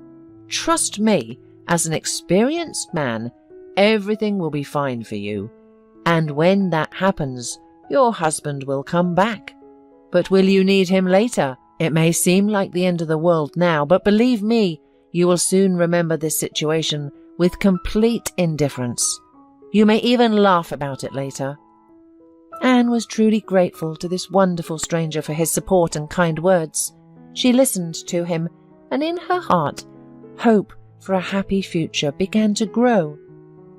In her first month in her new place, Anne was arranging her life. The apartment in the new building was spacious and comfortable, but it couldn't compare to the cosy home where she had spent many years. Perhaps the woman would have gone crazy from loneliness and sad memories if it weren't for her childhood friends, Gwen and Wes, who supported her as best they could. Wes took Anne on at his company without hesitation. Little by little, Anne settled into her new work environment, where she was greeted warmly by the team, and when she received her first paycheck in many years, her happiness and joy knew no bounds. Gwen was a frequent visitor to her friend's home. Wes, in turn, on his own initiative, stopped communicating with Christopher. The man only called him once, as soon as he found out what had happened, and of course did not support his friend's betrayal. One night, Anne stayed at work late. There was an urgent project that they couldn't seem to finish on time for the client. Wes was already desperate and was sure that his company would fail the project and the client would go to a competitor. But Anne, remembering everything she had been taught at the university for many years, worked hard and fixed the situation. Leaving the finished project on Wes's desk, she left the office. It was quite damp and cold outside. The piercing wind literally blew through her coat. Anne shivered from the cold. "Oh, my bad. I should have called a taxi in advance." The woman scolded herself aloud. Looking around, Anne saw the headlights of a parked car on the other side of the street. The road was empty, so deciding to take a shortcut, she resolutely moved forward to cross the 4 lanes of the roadway.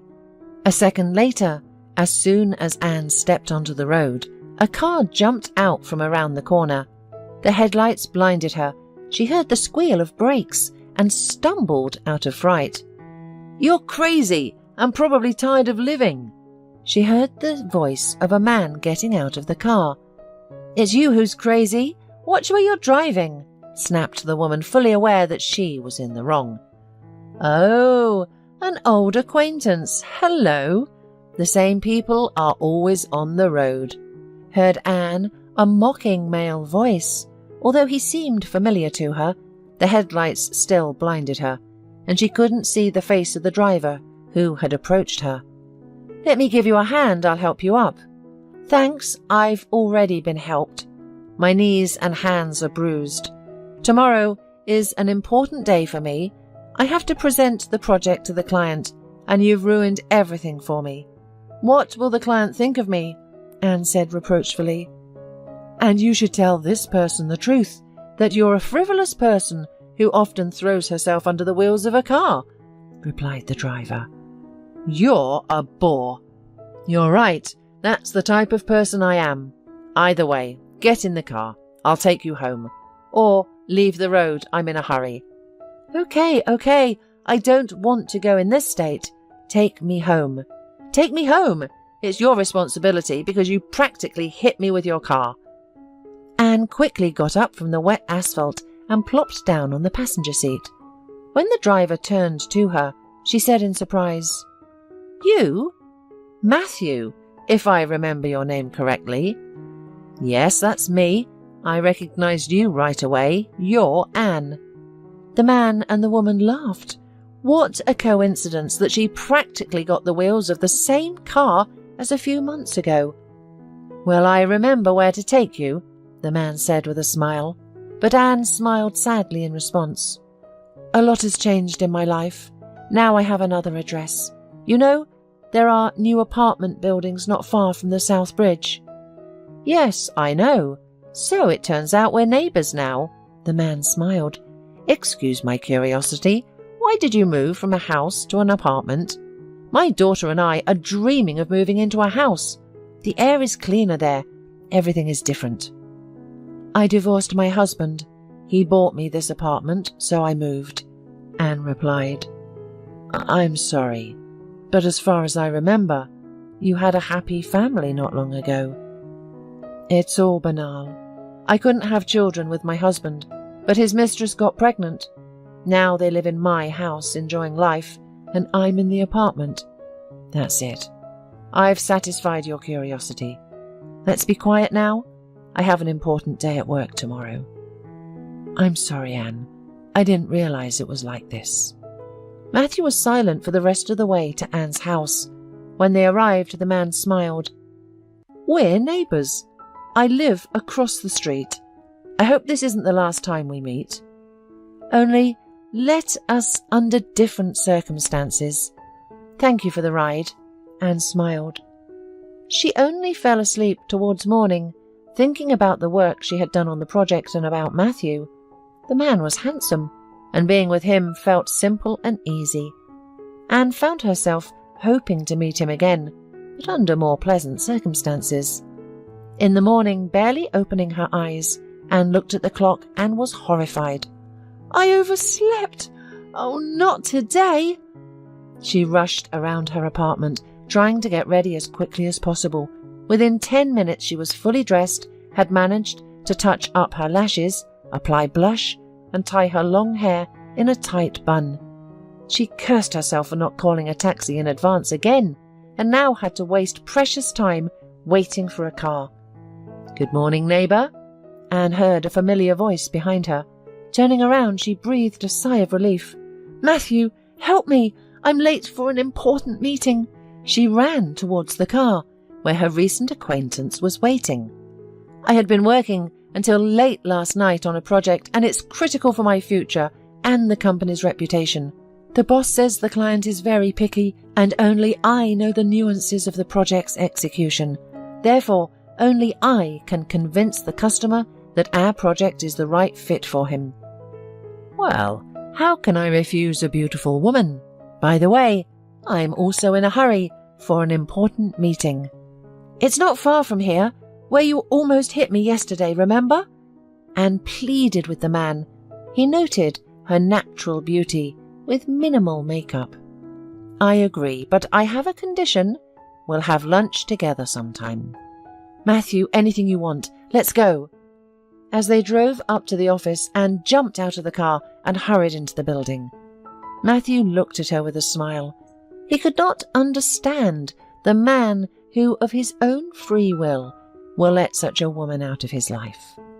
After parking the car, Matthew headed towards the same office building. Meanwhile, Anne, panting, literally flew into the office. Phew, she got here in time. "Wes, have you looked at the project? I did everything I could and even more. There are some questions. Construction is planned by the river, and I solved the flooding problem like this." Anne took a pencil from the desk and showed the way to solve the problem on the unfolded sheet of paper with drawings. For a few seconds, Wes was stunned with admiration. "Anne, you're a miracle. You did in one evening what my best specialists couldn't think of." "My dear Anne, the client will be here from minute to minute, and all my hope is on you. Will you present your project?" "Wes, of course, don't worry. I'll do everything at the highest level," said Anne. "Sorry for being late." Hearing a familiar voice, Anne could barely stand on her feet. "Matthew, what are you doing here?" Anne asked, turning to the voice. "What a pleasant surprise, Anne. I suppose I'm the picky client who made you work late last night." The man smiled. At first, Wes was tense, but seeing the friendly atmosphere of the gathering, he felt relieved. "Good day, Mr. Foy, and you, it turns out, are acquainted with our Anne." Wes extended his hand in greeting. "Good day, yes, Anne and I are friends, and we live next door. I'm sure I'll like everything in the project. Anne, please, let's move on to the presentation. The negotiations went on in a pleasant atmosphere. Matthew was impressed by the professionalism of this lovely woman. To be honest, I approached another company with a similar question, but their project turned out to be a failure. They couldn't think of the details of how to deal with possible seasonal flooding. But you, Anne, succeeded. But it's not just my merit.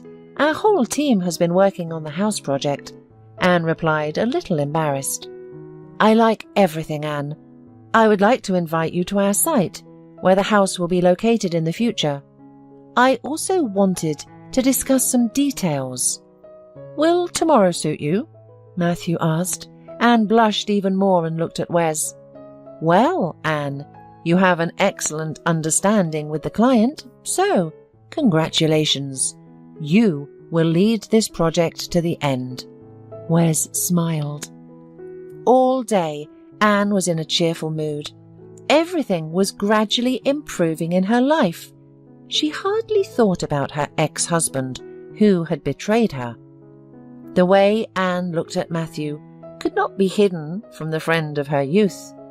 Matthew himself did not hide his sympathy for the beautiful woman, and Wes, sincerely wishing Anne happiness, entrusted her with this project, understanding how important it is for her now. At the end of the workday, Anne left the office, and looking around, for some reason, she felt like Matthew was nearby. Anne, what are you looking for?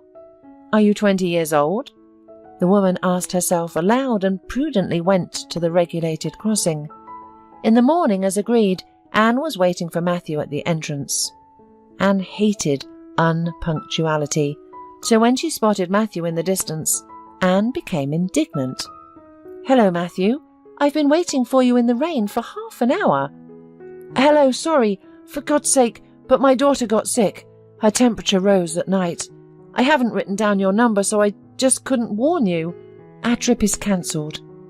Oh, I'm sorry, Matthew, the woman asked guiltily. Is there anything I can do to help? You know, I really need your help. I don't want to leave Eva alone. I need to go to the pharmacy. Let's do it this way. You go home and I'll go to the pharmacy. Write down my number. If you need anything else, call me. And you can call me anytime. I'll always help. Now tell me your apartment number. I'll quickly buy everything and bring it over. Thank you, Anne. You're really helping me out. 15 minutes later, Anne returned from the supermarket with a bag containing fruits and medicine bought from the list. Take off your coat and come in, please. Eva fell asleep. I made tea.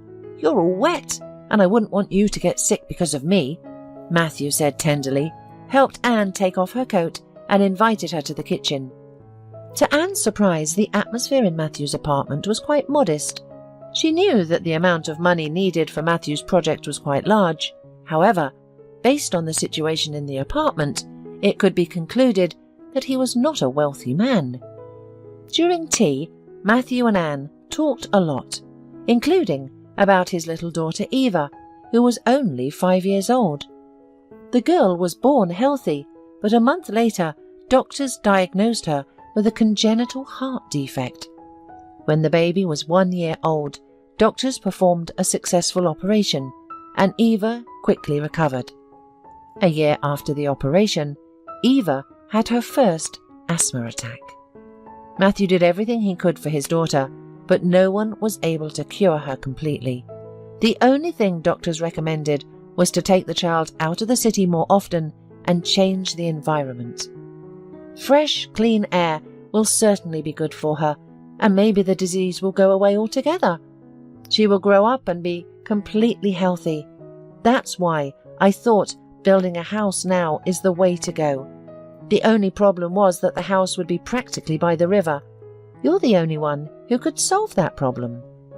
Matthew, please, excuse my curiosity, but what do you do? Where do you work? It must be difficult to raise a daughter alone. You're a mum and a dad to the little girl. Well, of course, it's very difficult sometimes. especially when my daughter is sick. I'm terribly worried.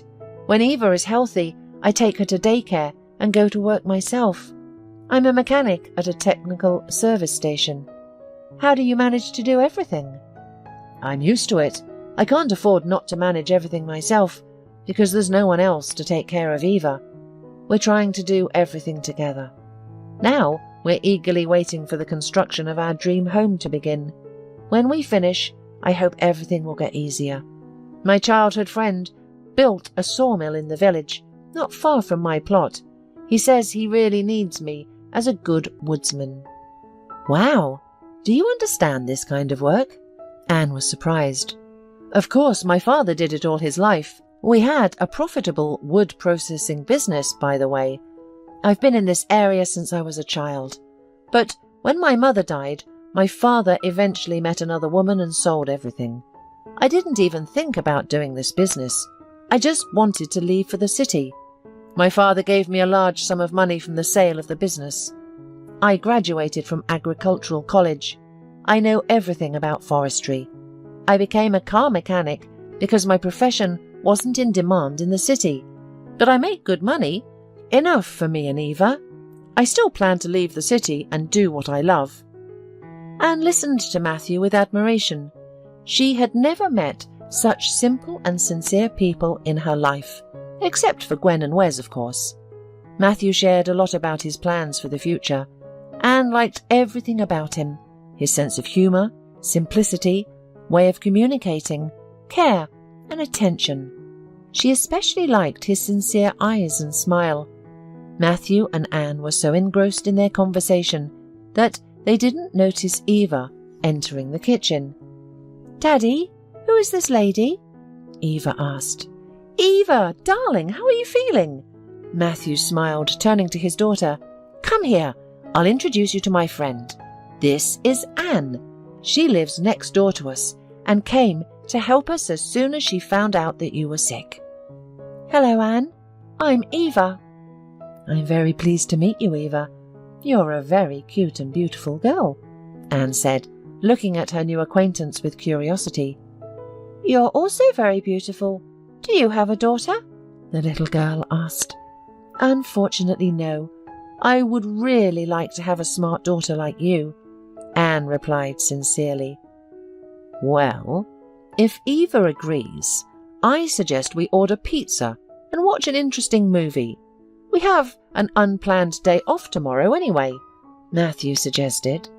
Eva clapped her hands with joy and hugged everyone. "Hooray! Will Anne also be with us?" Matthew looked imploringly at the confused woman.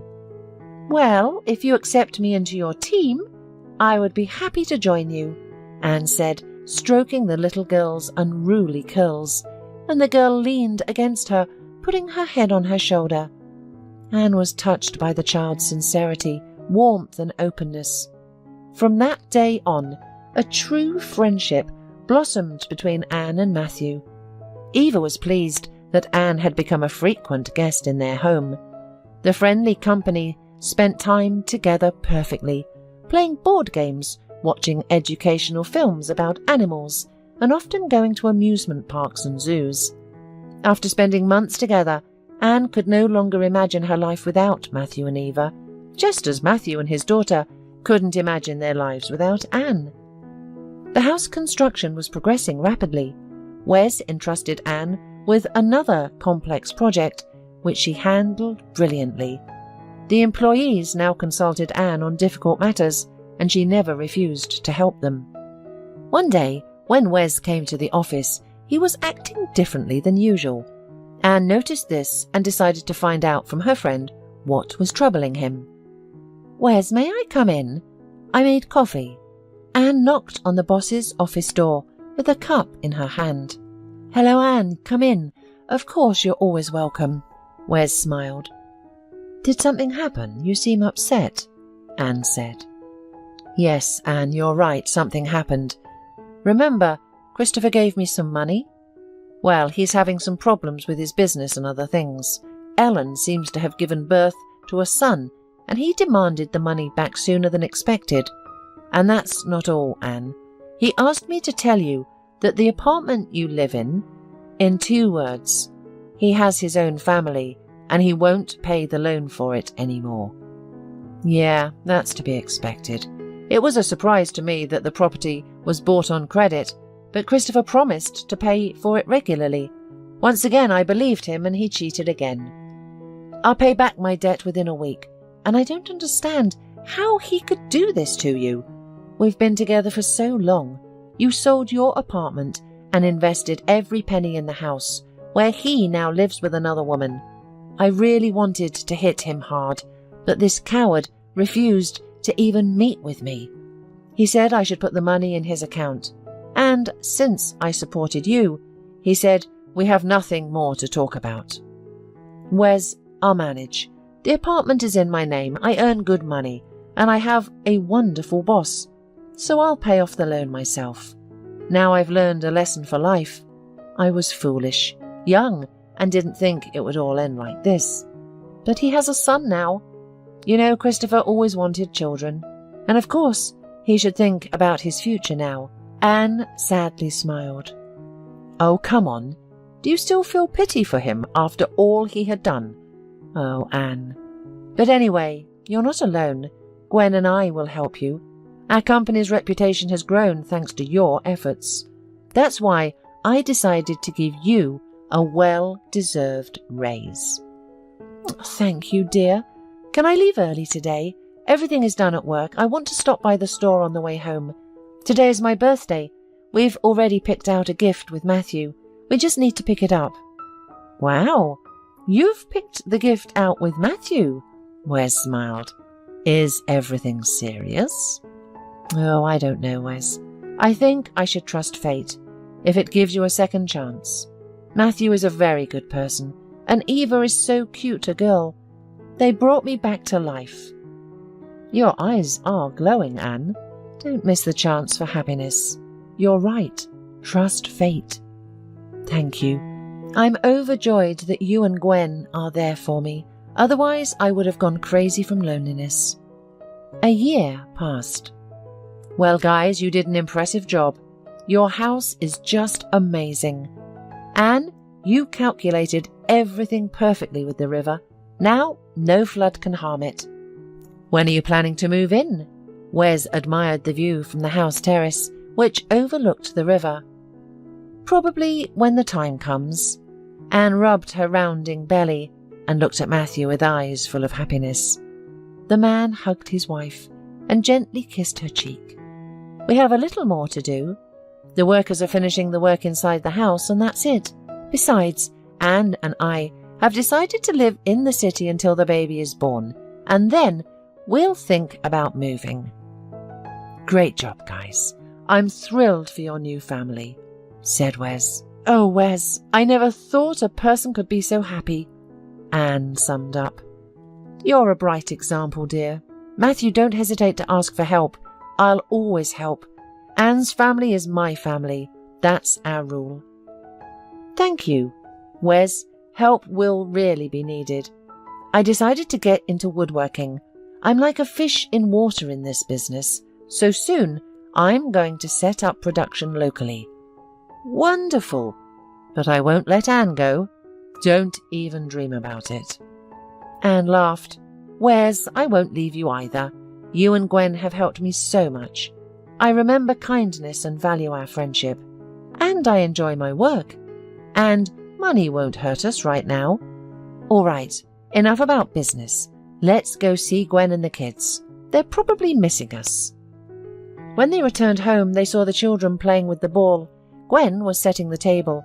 She brought the treat, having prepared it in advance at home.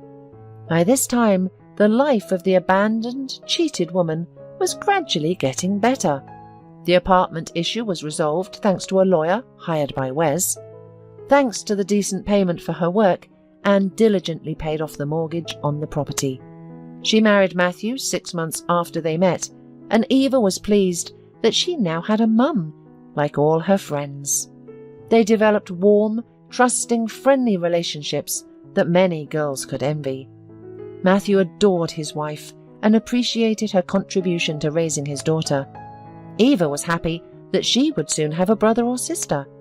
Together with Anne, they went shopping and bought various baby's items for the future baby. Anne could no longer imagine another life without Matthew and Eva. One day, when Matthew went out of town, Anne went for a planned appointment to the woman's consultation. Gwen kindly agreed to stay with Eva, especially since her son Tommy was eagerly waiting to play with his new friend again. Anne left the woman's doctor's office in a good mood. The baby was developing well, the heartbeat was normal, and despite the future mother's age, no pregnancy pathologies were detected. As she left the clinic, the woman decided to go to the mall and look for toys for Eve and Tommy. However, an unpleasant surprise awaited Anne at the shopping centre. She came face to face with her ex-husband, Christopher, who froze upon seeing her pregnancy. Anne, how?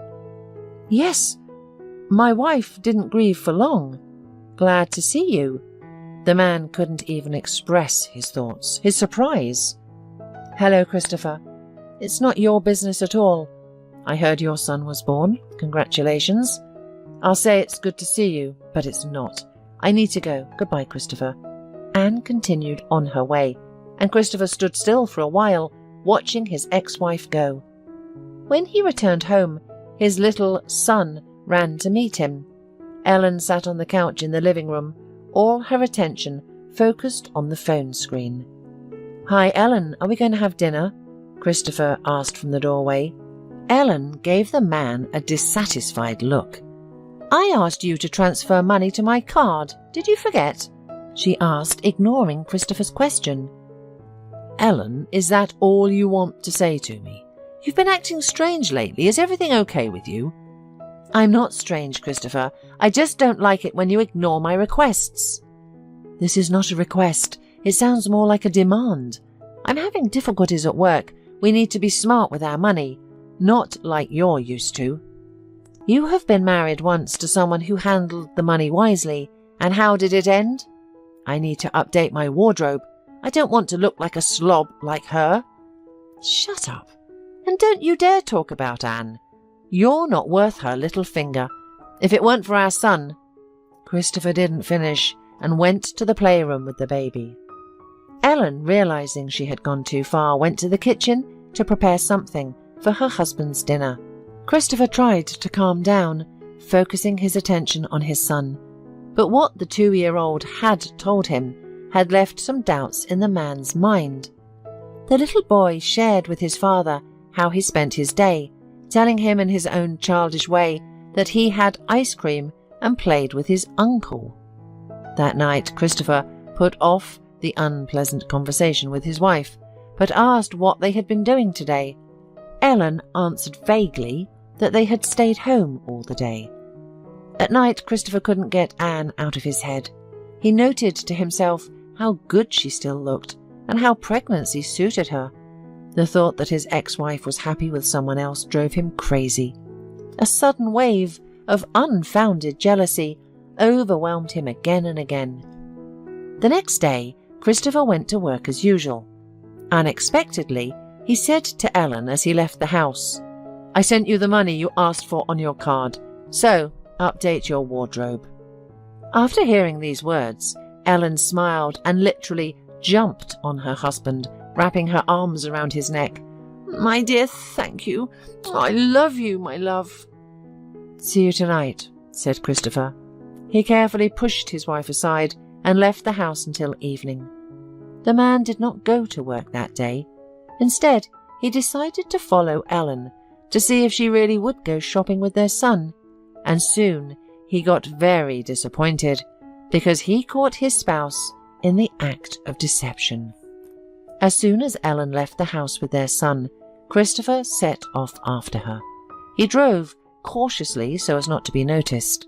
It was immediately alarming that his wife went to a residential area of the city, where she parked the car in front of a 10-story building, took their son in her arms and went inside. Christopher patiently waited for her to come back out, which didn't happen until closer to the evening. Ellen left someone else's house, accompanied by a young man carrying Christopher's son on his shoulders. Christopher barely contained his anger, but didn't reveal himself. He wanted to get to the truth and began to have doubts in his head. Meanwhile, Matthew and Anne finished building their dream home and planned to spend the weekend there with their friends Wes and Gwen. "Matthew, I'm going to my apartment for a minute. I need to water the flowers. We won't be here for a few days." "Can you handle it yourself? Maybe take Eva with you?" "Yes, my love, of course. With Eva, we'll do it faster." Eva did her best, deftly watering the flowers and entertaining Anne by humming a tune. The sudden knock on the door didn't surprise the woman with the child. "It's probably Daddy. Please open the door, dear, but first ask who's there." Anne turned to the little girl. "Okay, Mama Anne, I'll be right there." Running to the door, Eva asked who was there. Hearing a stranger's voice behind the door, she immediately called for Anne.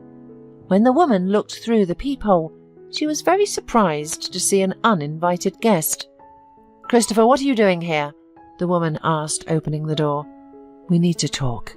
I'm a fool. Forgive me. I apologize for what I've done to you. Let's start over, please."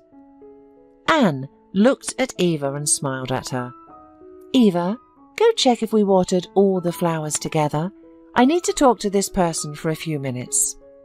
The little girl obediently nodded her head and disappeared behind the door of the room. "Christopher, are you out of your mind? I have a different life now. I'm expecting a child with my beloved. Once upon a time, you said you were finally happy, and you were about to have a son, remember? Well, now I understand what you meant. Christopher, I'm finally happy. I have a daughter, and another child is on the way. I don't love you. I let you go a long time ago." "And no, you can't. I was a fool. I'm divorcing Ellen. She lied to me from the very beginning. She was with me for the money. My son, he isn't mine. It's all a long story. I did a DNA test. Ellen gave birth to a son by another man. And the worst part is, all this time, while I wasn't home, she was spending time with the boy's biological father. Ellen provided for her lover at my expense. Anne, I'm all alone now.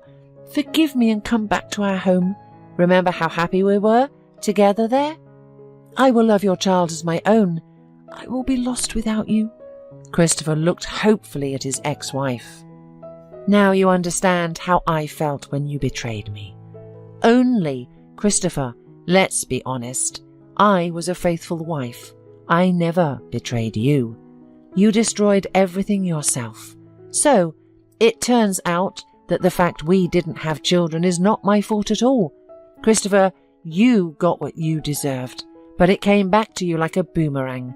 Leave and never dare to come here again. I will never come back to you." Christopher was in despair. The apartment door opened and Matthew appeared on the doorstep. He had unintentionally overheard the conversation between his wife and her ex-husband. "Dear, you and Eva were gone for a long time. I decided to check if everything was okay," he said. "Wes and Gwen have already arrived, and Tommy couldn't wait for Eva." Having said this, Matthew looked sternly at the uninvited guest. "And what are you doing here?" "Actually, I bought this apartment. I have the right," Christopher replied. "Oh, what a wretch you are. This apartment belongs to my wife and only to her. Have you forgotten what it means to be a man? What other rights do you dare to claim here?" Matthew sharply interrupted Christopher. "Christopher, it's better to leave. It's all over," said Anne. There was nothing to say. Christopher couldn't hold back a tear rolling down his cheek.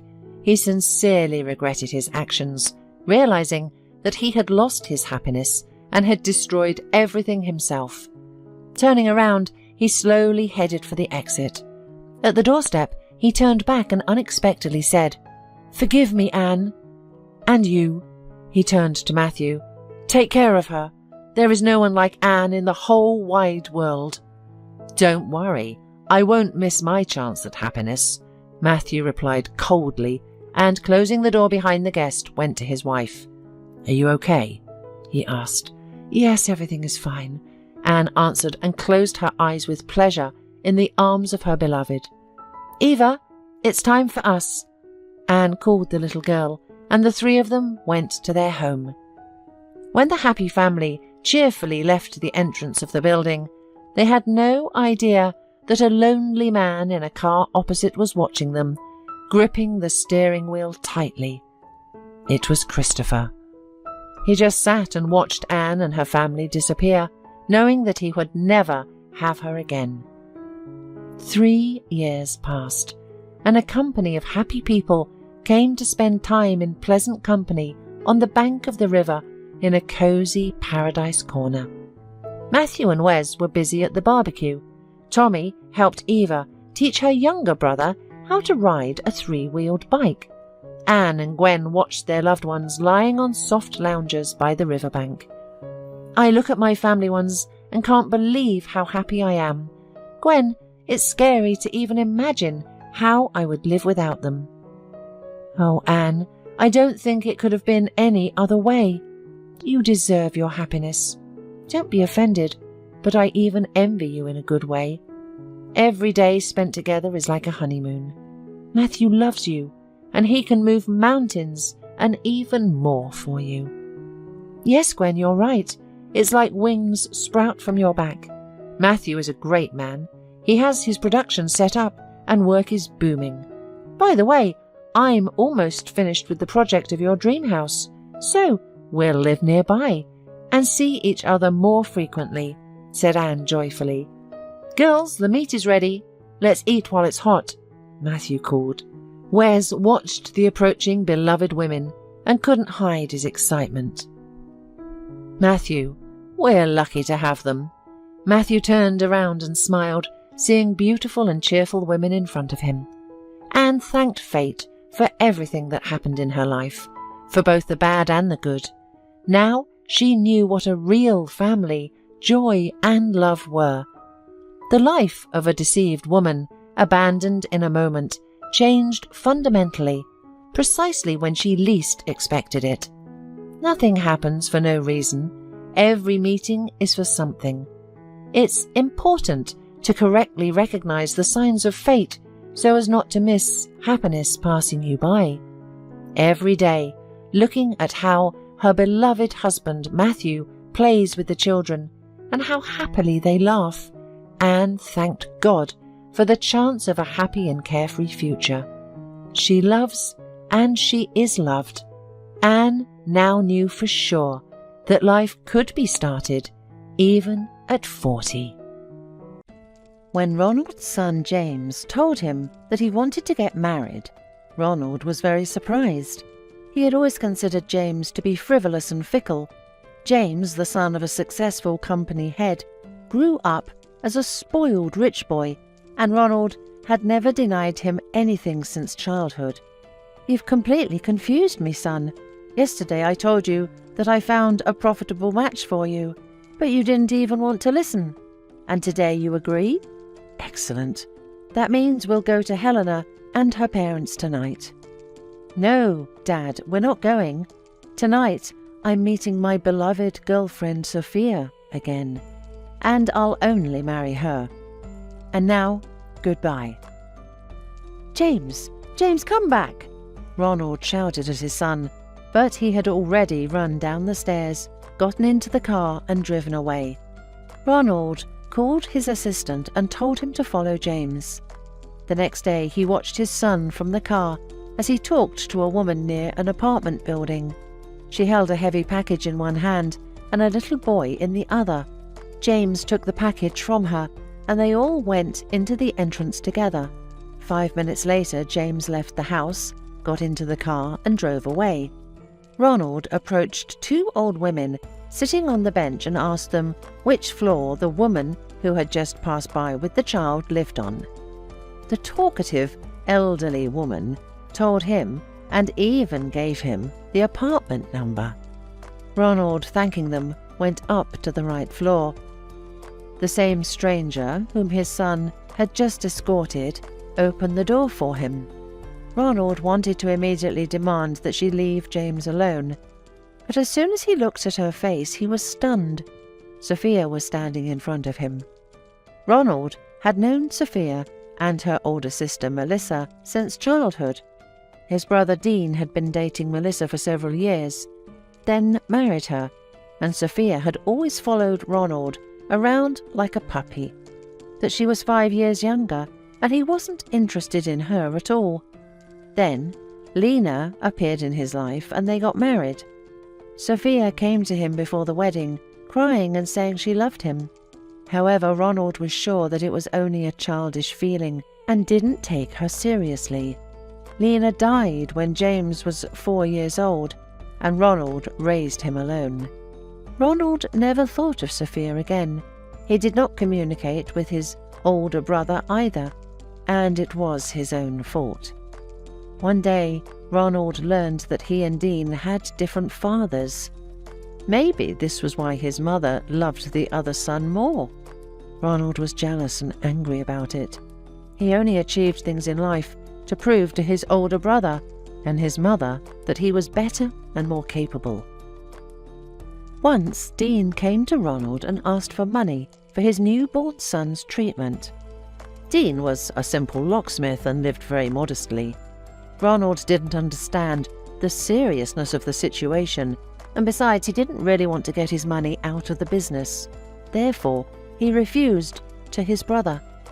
Only a month later, when he asked about more information about his nephew's illness, he came to his brother with money. But the time was irretrievably lost, and the child was not saved.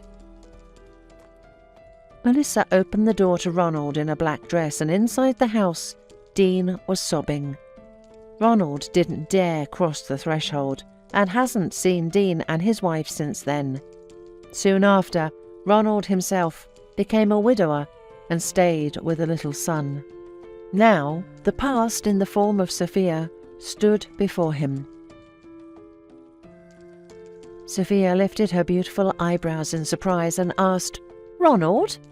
But how did you find me? Why? What do you want?" Ronald tried to explain, but got completely confused, felt very foolish, and left without even saying goodbye to Sophia. For several days, Ronald was lost in thought. His son was dating an older woman who, Ronald suddenly realized, he himself found attractive. Standing at her door, he felt transported to the past and couldn't understand how he had failed to see her beauty back then. He also wanted to ask her about Dean. As Melissa's sister, she undoubtedly knew all about him. Ronald desperately wanted to apologize to Dean, but feared his brother would not want to hear from him. These thoughts troubled Ronald so much that he forgot about the meeting with investors. To make matters worse, Ronald was supposed to invite a translator for the meeting, as the investors were from China. When the guests arrived at the office, Ronald was still rushing around the office with his phone, trying to find an interpreter. Then he desperately waved his hand and went to meet them. They greeted each other, and then an awkward moment ensued. Ronald, as the responsible host, just didn't know what to do. He apologized and said that the interpreter was delayed on the way, but they didn't understand him. It was a complete failure. The Chinese guests were discussing something dissatisfied, apparently getting ready to leave. Suddenly, a young cleaning lady in uniform approached their group, introduced herself as Sophia, and repeated Ronald's words in clear Chinese. Then she turned to him and offered her help. Ronald decided that this girl was sent to him from heaven. The meeting went perfectly, the guests were satisfied, and the agreement was concluded.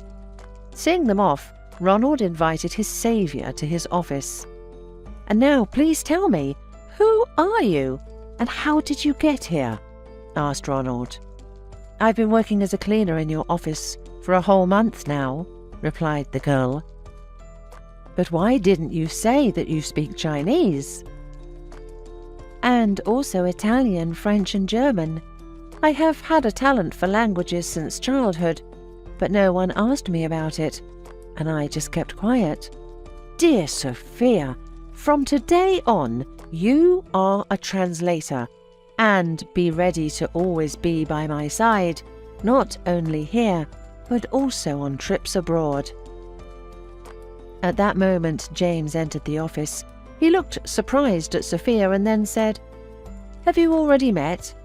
I hope, Dad, you haven't said anything stupid to Sophia." "I don't understand." Ronald shifted his gaze from his son to the girl. "Dad, this is Sophia, my fiancée. I told you about her. And I'll marry only her, even if you're against it." "James, you have no idea how much I support this. Your Sophia is a smart girl. But tell me, who is that woman with the child, also named Sophia? You visited her yesterday." "Oh, she's a neighbour of my Sophia. I just helped her carry her bags." James's fiancée then jumped into the conversation. "Do you know Sophia, Clayton? Our apartments are next to each other." Now, Ronald understood everything. He had simply mixed up the apartments. But it was strange that he met a woman from his past there. "Sophia," he turned to the girl, "what do you know about your neighbour?" "There's a tragic story. Her sister and her husband died in a car crash, and only their little son was left. And Sophia is raising him." James and Sophia looked at Ronald in surprise as he ran out of the office. He rushed to the place where he could find out the details. Was he once again late with his repentance? As he was the first time. And in 30 minutes, he was standing with a guilty head in front of the one who had once loved him. "Sophia, Dean, and Melissa died? Is this true?" "Yes," she nodded. "How? How did this happen?" asked a shocked Ronald. "Well, what is there to tell? They were driving home from work. It was raining, and visibility was bad. The collision with the truck was very severe. The doctor said they never had a chance. Chris stayed with me. That's how we live." "If you only knew how much I regret it," said Ronald, almost crying. "It's not your fault what happened. And now go, Ronald. You have your own life and we have ours. I didn't think we would ever meet again. Otherwise, I wouldn't have come to this city." Ronald wanted to say something else, but Sophia closed the door in front of him. Several days passed. Ronald was glad for his son, who was preparing for his wedding. But the pain that settled in Ronald's soul pulsed without stopping. He went to Sophia's several times, but she did not open the door. He called her, but she did not answer. However, he still did not give up trying to meet her. One day he came to Sophia again and saw that the door to her apartment was open. There were paramedics in her apartment. They were going to take Sophia to the hospital with a heart attack, and they didn't know what to do with the boy who was watching everything with wide open eyes. Ronald approached the child. "Your name is Chris?" "Yes," nodded the boy. "And I'm Uncle Ronald. Look, buddy, let's go to my place." The boy lived with Ronald for 2 months while Sophia was in the hospital recovering. Ronald paid for everything, including a good ward, medicine, and the services of doctors and nurses. At this time, he had already found out that Sophia had come to the city for an examination and accidentally rented an apartment opposite his son's fiancée. During Sophia's illness, Ronald grew attached to Chris, and the boy also loved his kind and caring Uncle Ronald.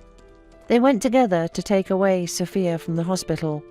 The woman smiled warmly and openly at them, and Ronald understood that she could forgive him, and was determined to do everything he could to earn her forgiveness.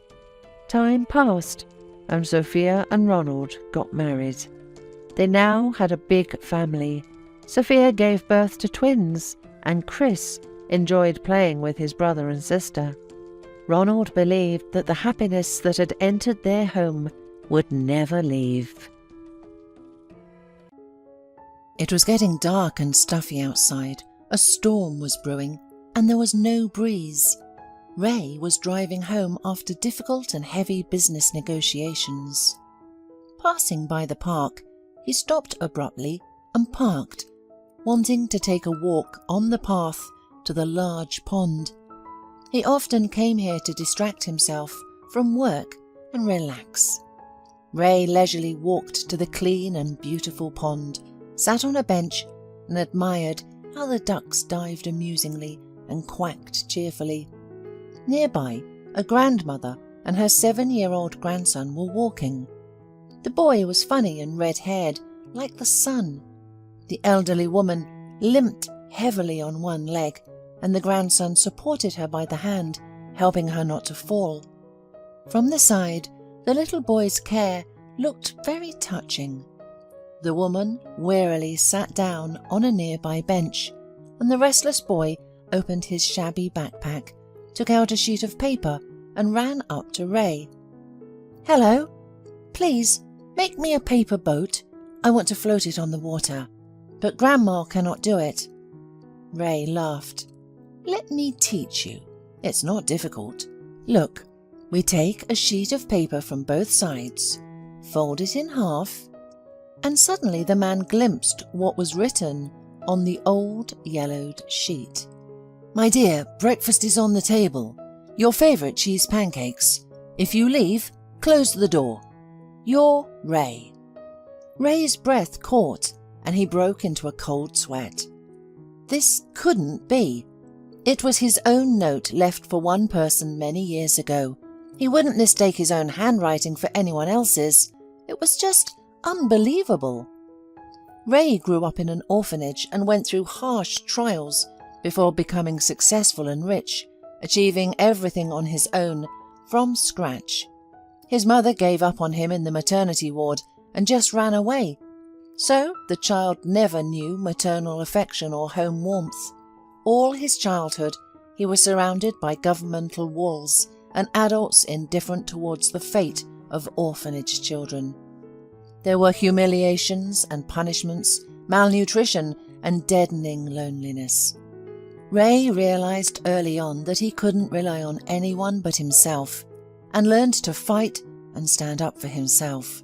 Besides, the boy had a talent and a passion for technology, including electronics. He learned to understand and repair breakdowns, and soon even the educators started asking him for help and advice, respecting him for his intelligence and resourcefulness. Besides, Ray had a commercial vein. He knew and understood where and what could be bought cheaper and sold at a profit and a higher price, making a good profit for himself. After graduation, one of his teachers, feeling sorry for the talented and stubborn boy, helped him with entering to the college. Thanks to him, Ray did not go, like many others, the wrong way, but became a qualified economist and started his own business. At first, he organized a small company for the repair and sale of office equipment and phones. Little by little, orders started coming in, income multiplied, and the business gained momentum. Ray lived in a tiny and worn-out room allotted to him by the state, ate only macaroni and the cheapest sausage, and invested all the profits in his creation. It was very difficult. The guy spun like a squirrel in a wheel for days, skipped meals, and slept poorly. But over time, he bought himself a cozy house, furnished it with love, and began to enjoy comfort.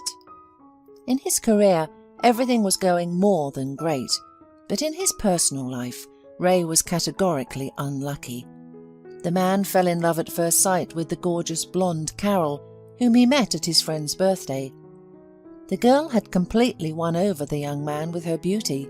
She seemed so sweet and charming. A passionate romance ensued and the couple soon married. However, after the wedding, Carol drastically changed. Where did the shy and quiet girl go? The wife began to squander money left and right, only thinking about new outfits and social events. As it turned out, Carol was completely unsuited to household and family life, and had no intention of learning or finding a job. She also didn't want to hear about children, saying it was too early to rush. And then the bedtime pleasures became boring and did not please either of them, and there was nothing else that the couple had in common. The man was often furious when coming home after a hard work day. He saw his wife chatting non-stop with some friend and the expensive pizza from the restaurant for dinner. Years went on and nothing changed. In response to her husband's requests to cook or bake something occasionally, Carol only snorted. "Why should I slave away at the stove? Hire a cook. What's the problem?" After 5 years, Ray finally filed for divorce, tired of his wife's insatiable appetite. Nothing was enough for her. After the divorce, the businessman certainly had other romances, but they all ended in breakups. Ray was good at making money, lived in luxury, but did not consider money the meaning of his life. He helped orphans because he himself had suffered greatly in childhood and knew how difficult it was to survive in shelters. His only true friend was a huge dog named Simon.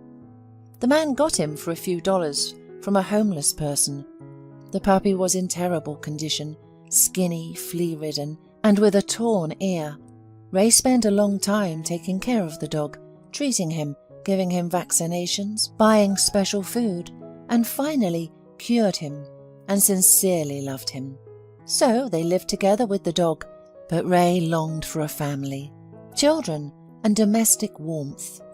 His musings and memories were interrupted by the same boy who had not left and patiently waited for the stranger to finally make a paper boat. "Did you forget how to make a paper boat?" asked the boy. Ray shook his head, chasing away the shadows of the past, and suddenly asked, "What's your name, little one? Where did you get this piece of paper? Tell me, it's critical for me to know." The boy looked at him in surprise. "My name is Kevin. I took the piece of paper from the pile of old notebooks at home. It was useless anyway." Ray put aside the yellowed piece of paper, went to his briefcase, took out a clean album sheet, and made the paper boat. He gave it to the joyful boy and then approached his grandmother with the same note. "Good afternoon. My name is Ray. Excuse me, but your grandson just asked me to make a paper boat from this piece of paper, and I accidentally read the note. Here it is, take a look. It may seem silly and ridiculous from the outside, but it's my note. I wrote it many years ago to a girl named Tracy. Are you familiar with her? Otherwise, how could this not be in your house?" The elderly woman sighed heavily. "Nice to meet you. My name is Dorothy, and yes, Tracy was my late daughter. She died 7 years ago during childbirth. Now I'm raising my grandson alone. It's so hard, I have no strength or health left. And the note? I don't even know. Perhaps my daughter loved you very much, since she kept it so carefully." Ray asked, dumbfounded, "How did she die? And when is Kevin's birthday?" Dorothy confirmed. "Kevin was born on June the 9th, but I don't even know who the father is. My daughter was silent until the very end. She lived in another city for a while and worked at a cafe. She often called, chattering about how she had met her true love and how everything was going so well, and they were already living together, with the wedding coming soon. Then suddenly she came home with her things in tears and was pregnant. She was silently crying into her pillow. I tried to talk to her, but she wouldn't listen. It seems she had a fight with her boyfriend.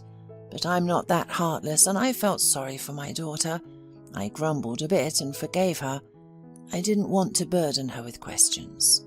I thought she would give birth, recover, and tell me everything. But then everything turned out so terrible. Oh, what a tragedy. The pregnancy was difficult, the delivery was complicated, and they barely saved Kevin. But they couldn't save his mother. When I was told that my daughter had died, I couldn't believe it. How could this happen? I took a healthy woman to the maternity ward, and they killed her. She was so young. She had so much life ahead of her. At first I thought I would go crazy with grief. I was angry, and I didn't want to take care of the baby. I thought everything was his fault. But then my heart softened, and I went to see him. When I took my grandson in my arms, it was like a light shone in my soul, and warmth spread throughout. He was such a wonderful baby, with red hair and blinking eyes, and I realized that he was an innocent soul, not guilty of anything, and he was an orphan. His father was missing and his mother had passed away. What awaits him? An orphanage? And what about me? Could I live, eat and sleep peacefully, knowing that my grandson was suffering in an orphanage? In the end, I took my grandson with me, and we lived together. It's hard for me, of course. I save on everything and I can't work because of my cursed limp. Oh, I'm sorry for rambling on. Apparently I've been holding it all in for so many years. Ray was in complete shock. Everything matched up. Could Kevin be his son? He had red hair. Ray was blonde, but Tracy had beautiful honey copper hair and freckles on her nose. Maybe he took after his mother. How can he verify all this? And then it dawned on him. He discreetly took a fallen hair from the boy's shoulder and put it in his pocket. And at the same time he was continuing the conversation. How long have you been limping, Dorothy? What kind of illness do you have? It's not just impertinence or curiosity. I want to help you. The woman replied, Oh, it's been a long time, dear. It's been 9 years since I slipped on the ice and fell on my knee awkwardly. Since then I've had problems with my leg, and every year it gets worse. I damaged the joint. The doctors prescribed useless ointments and injections and hinted expensive surgery to replace the entire joint. But that costs a lot of money.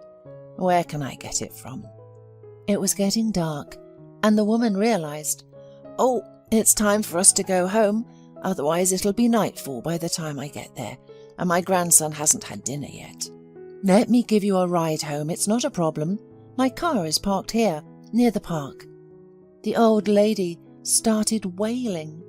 Thank you, kind man. I won't refuse. When I think about how far I have to walk, I get scared.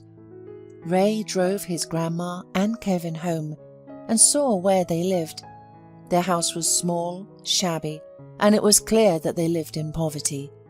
The new acquaintances said goodbye warmly, like old friends, and Ray drove home. All evening he couldn't get little red-haired Kevin out of his head, and he went back in his memory to that same romance with Tracy. This happened almost immediately after his divorce from his wife. He felt bad and miserable, and he decided to drink so heavily that everything bad would fly out of his head. He could have done it in an expensive restaurant, but for some reason he wanted to do it in an ordinary roadside cafe. That's where he met Tracy. This was a lively, red-haired young woman with an enchanting smile. Brought him one shot after another, but he wasn't getting drunk. He desperately wanted to talk to someone to share his problems, but he had no real, loyal friends. The place was closing, the visitors had all left, and the waitress suddenly sat next to him and said shyly, "We're closing soon. Are you still sad? Did something happen to you? May I help with something?" Ray was so touched by her concern and sympathy for a stranger that he suddenly replied, "You can. Get yourself some wine and repeat it for me, and just listen to me. I need it right now. I can't drink alcohol, I'm at work, and I can't chat with customers either, but as an exception, I'll have coffee with you gladly. There's no one else here anyway." Tracy sat down next to him, and he unknowingly poured out his heart to her, something that had never happened to him before. The girl listened seriously, didn't interrupt, and didn't give any advice. Then suddenly she said, "I know how to help you. You need a friend, one who will always be there, won't betray you, and will warm you up. Come with me." And she confidently led the bewildered man somewhere to the storage room. Ray didn't understand anything, and Tracy led him through a back door to a small courtyard, bent down and started rustling her hand under the porch. Then, panting, she pulled out a big cardboard box. In it, on a soft cushion, funny, colourful kittens were squirming. She took the strongest, big-eyed, ash-grey kitten and sat him on the man's lap. "This is Zorro. Don't be afraid. Pet him, and he'll immediately lift your mood." These poor things were left completely alone. That's why I'm taking care of them. At first I ran to feed them with a dropper every hour, and everyone laughed at me. They didn't believe that the kittens would survive. But I managed to get them all on their feet. And this is my favourite kitten. He's so wonderful. Don't you want to take him? I would take him myself, but I have a cat at home, and my landlady won't allow another kitten. The little ball of fur trustingly snuggled up to the man, and as soon as he felt the warm hands, he immediately started to purr and rub his face, making loud sounds. Ray couldn't help but smile. The kitten was so cute and funny. He looked at the waitress tenderly and replied, "I am relieved. I am just like this abandoned kitten. I grew up in a shelter, so I understand what it's like for him without a mum. I already have a dog. Now I'll have a cat too. It will be more fun in the house. But I have one condition. You should promise to visit the pet occasionally." That's how they started dating. Tracy was sweet, straightforward and open. She fell deeply in love with Ray, which was evident in her eyes. She looked at him so devotedly. At first, Ray was also passionate, and the couple even started living together. It was Tracy who taught him to leave cute notes for each other and do little things for each other. However, after a few months, Ray's passion cooled down, and living together became boring. He began to nitpick at the girl. She cooked dinner wrong, didn't know how to dress stylishly, or behave in high society. Tracy often cried, "Well, you knew I was a simple waitress. Why are we living together then? Let's break up since I'm not your match and not worthy to be with you." Then they usually made up passionately, and everything seemed to go on as usual. But the crack in their relationship grew bigger. One evening they quarrelled again out of the blue. Tracy couldn't take it anymore. She slammed the door and left. Ray didn't stop her, and they foolishly broke up. The man plunged headlong into work, and a lot of time passed. Only the chubby cat reminded him of that fleeting romance. And only now, seeing Kevin, Ray suddenly realised that Tracy was perhaps the only one who loved him for who he was, not for his money. His heart ached so much that he couldn't appreciate her sincere feelings, couldn't build a family, couldn't keep such a good, simple girl. Ray sent Kevin's hair for testing. He wasn't worried. He was somehow sure that the baby was his son. The little boy had won Ray's heart, and he felt so sorry for him, and for his old, lame grandmother too. That's why the next evening after work, he decided to visit them. On the way, he brought Kevin a big racing car with a remote control and lots of sweets, a bag of food and a cake. He timidly knocked on the rickety gate. Almost immediately, he heard the boy's ringing voice. "Who's there?" "Oh, hello, Ray. Are you visiting us? Come in." "Wow, is that for me? Cool. I've never had such a car. Tom will be jealous. He always teases me." The boy chattered non-stop. His grandmother came out and she only fluttered her arms when she saw the delicacies on the table. "Oh, Ray, good morning. But why so much of everything? It's uncomfortable. Come in, please. And I've just cooked pancakes with apples. Don't be shy. Try them. I'll turn on the kettle right away. What brings you here?" Ray looked around. Everything here required immediate and major repairs, but it was clean and tidy, although you could immediately tell that children were living here. You know, I didn't tell you everything yesterday. I had a romance with your daughter, and then we broke up foolishly, and I'm mostly to blame. Yesterday evening I was thinking, what if Kevin is my son? Maybe it's possible. I feel like he's not a stranger to me, you know? I don't know how to explain it. That's why I decided to visit you. I live alone with my dog and cat. I want a family, children. I couldn't create a family in my youth, and now it's not working out either. Dorothy sighed heavily. I don't know what to tell you. Maybe he is your son, maybe he isn't. As I said, my daughter didn't tell me anything properly. She didn't have time.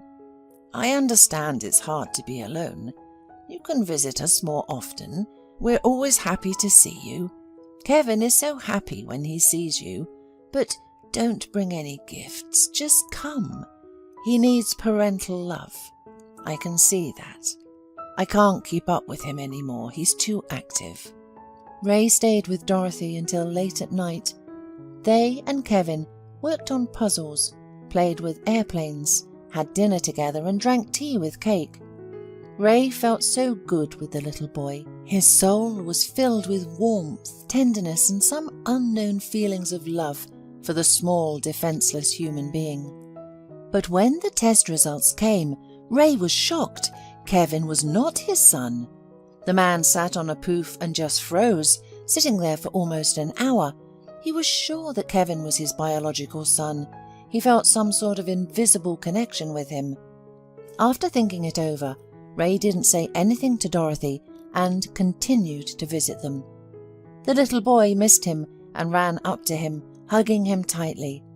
One night, Dorothy called him in a panic. I apologize for calling you in the middle of the night, but something's wrong with Kevin. He's vomiting, he has a high fever, and he's holding his stomach. I don't know what to do. Ray jumped out of bed. I'll be there in 10 minutes. Dress him up. We're going to the hospital. He drove like crazy, ran into the house, picked up the boy, and whispered to him, Hang in there. We're going to the hospital now. Everything will be fine. Where does it hurt? Show me. The frightened and tearful boy was writhing in pain. Oh, my stomach hurts. Am I going to die like my mom? Ray was speechless. Don't scare Grandma, or we'll have to treat her too. Be brave, you're a man. I've told you, everything will be fine. Do you trust me? Kevin nodded, gasping for air. I trust you. Just stay with me. Don't leave me, okay? The boy had appendicitis and he was rushed into surgery. Dorothy and Ray waited in the hallway. An hour later, the doctor came out and said, Don't worry, everything's in order. He'll be jumping and running in 3 weeks. Now, go home and come and visit tomorrow. One of you can stay if you like, as an exception. Ray looked at Dorothy pleadingly. I'll call you a taxi. Go home and I'll stay with Kevin. The woman wiped her tears with a handkerchief. Thank you for everything. I was so scared for my grandson. Whom to call, where to run.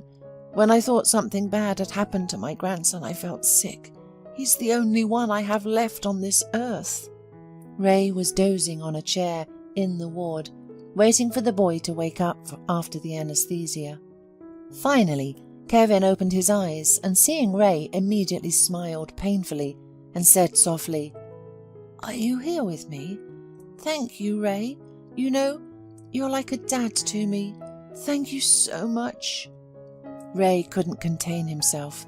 Tears rolled down his eyes, and he sat closer to the child and tousled his red curls. I promised you, and men always keep their promises. You have also become like a son to me. I was so worried about you. More than about myself, and you scared us both, me and the granny.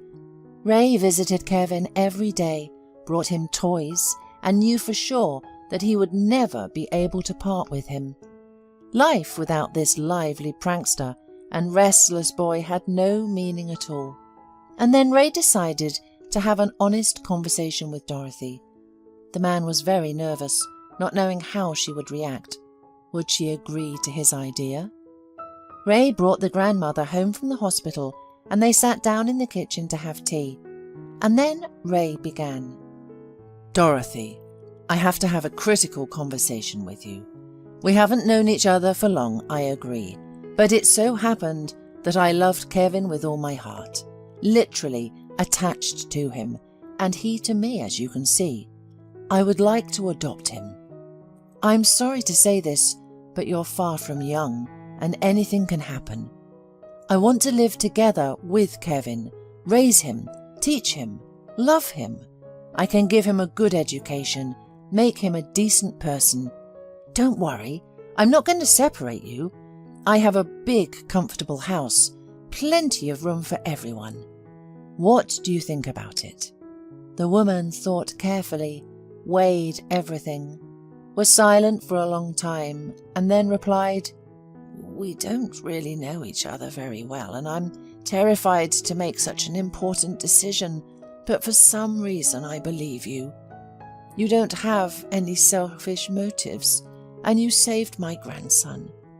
I agree, but know that I won't let him out of my sight. If you're not lying and will live together, then so be it. I don't want my grandson to end up in an orphanage. Did you have to ask him yourself? It's important that he wants this too. I won't force the child." The next day, Ray visited Kevin. He was holding his side and moaning. Then Ray came up with a trick. "Hey, do you want me to tell you something that will make you forget all about your pain, and you'll start jumping like a grasshopper?" The boy looked interested and stopped moaning. "What? Tell me." Ray exhaled. "I want to adopt you and take you and your grandmother to live with me. I have a big house, a huge, friendly dog, and a cat. I promise to love you and never hurt you. So, how do you like the news? Are you happy?" Kevin beamed and almost jumped in place. "Hooray! You'll be my dad now? For real? Awesome! When I saw you in the park, I somehow thought you were good, and you turned out to be the best." Ray hugged the joyful child. The next day, the man submitted all the necessary adoption documents, and Kevin and his grandmother moved in with him. Strangely enough, there was not the slightest discomfort. Dorothy took over the kitchen and enjoyed every day walking along the alley in the courtyard, even though it was difficult for her.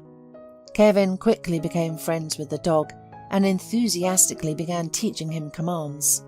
In the evenings, he played with Zorro and petted his belly.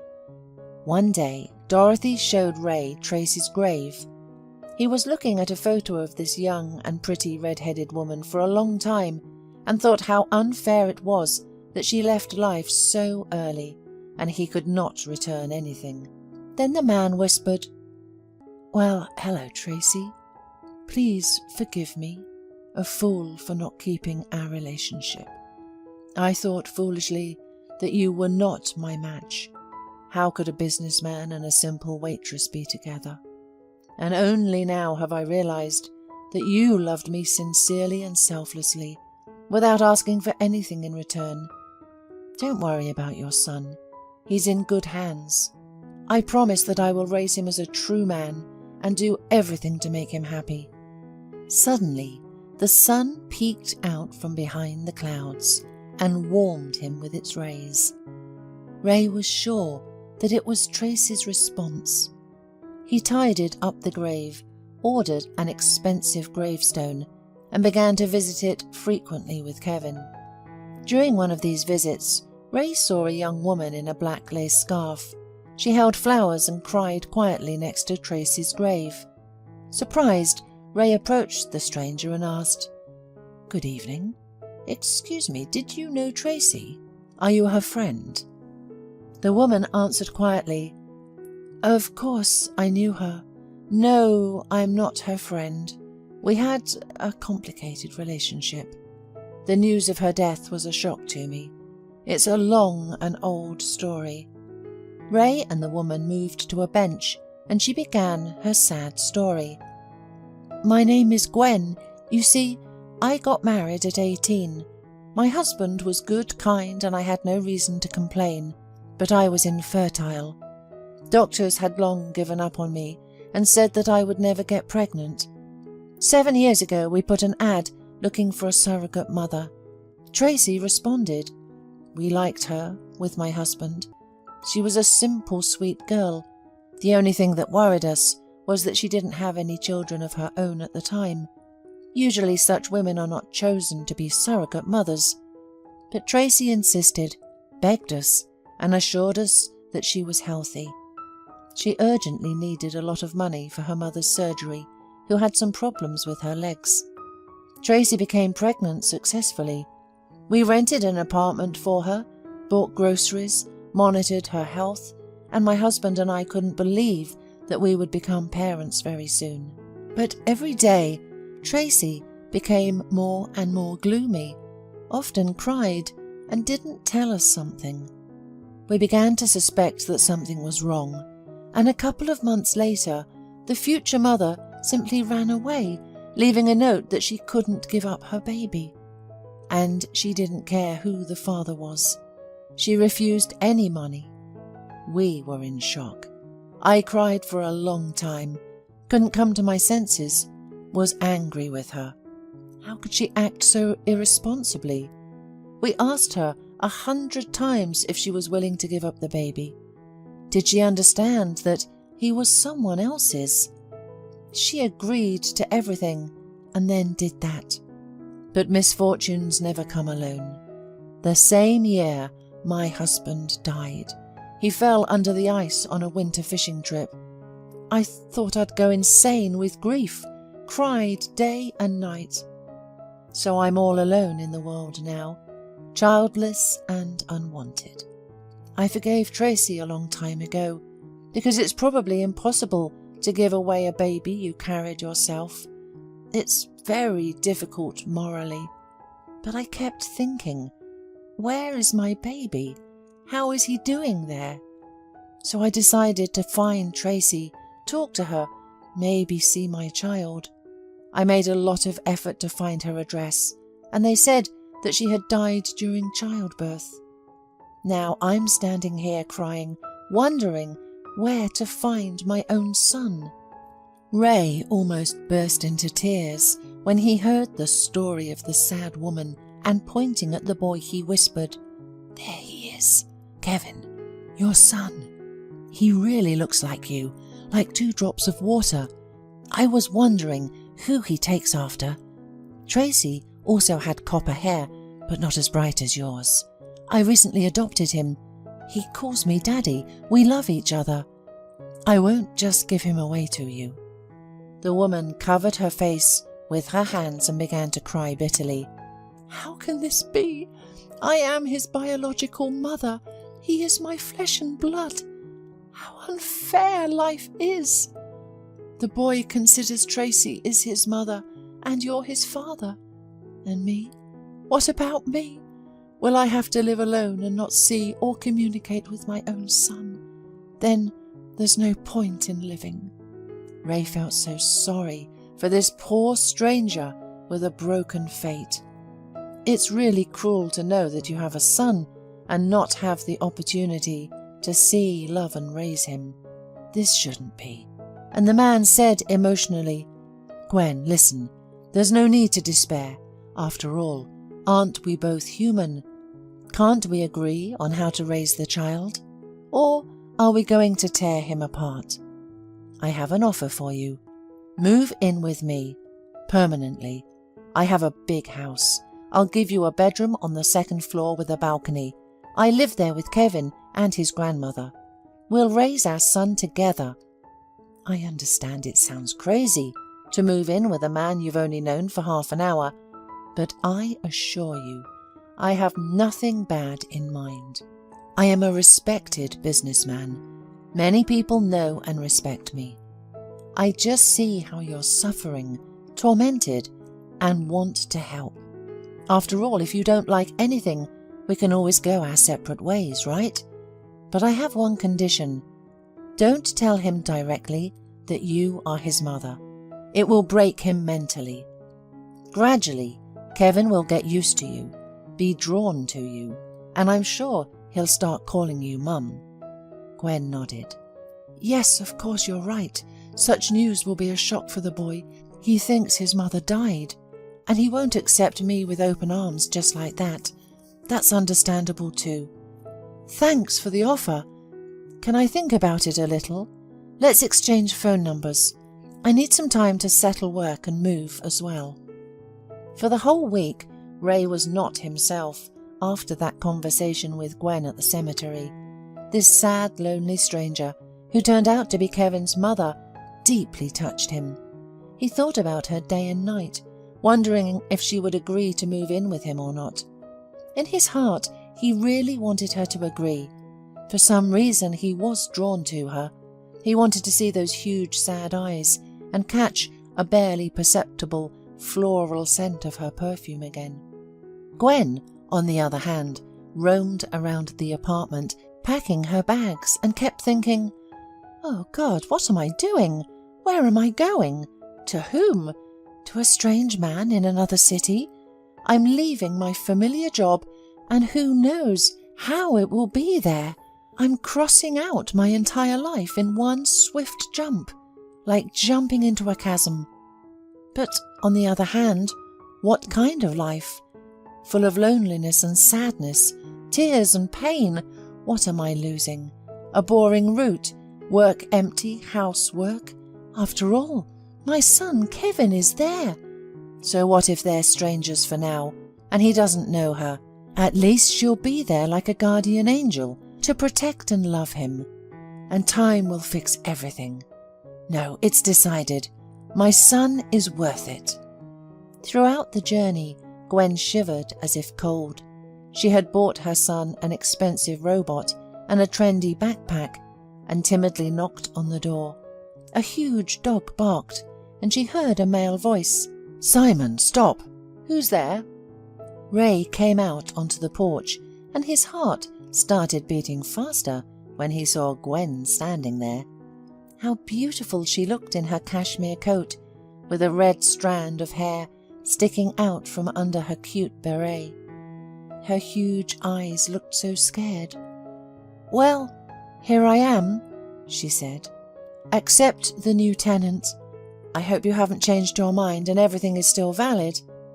Ray smiled broadly and replied, "Gwen, come in. I'm overjoyed you accepted my offer. I warned Dorothy, but I haven't given her all the details yet. I think it won't be easy for her to find out that her daughter died giving birth to someone else's child.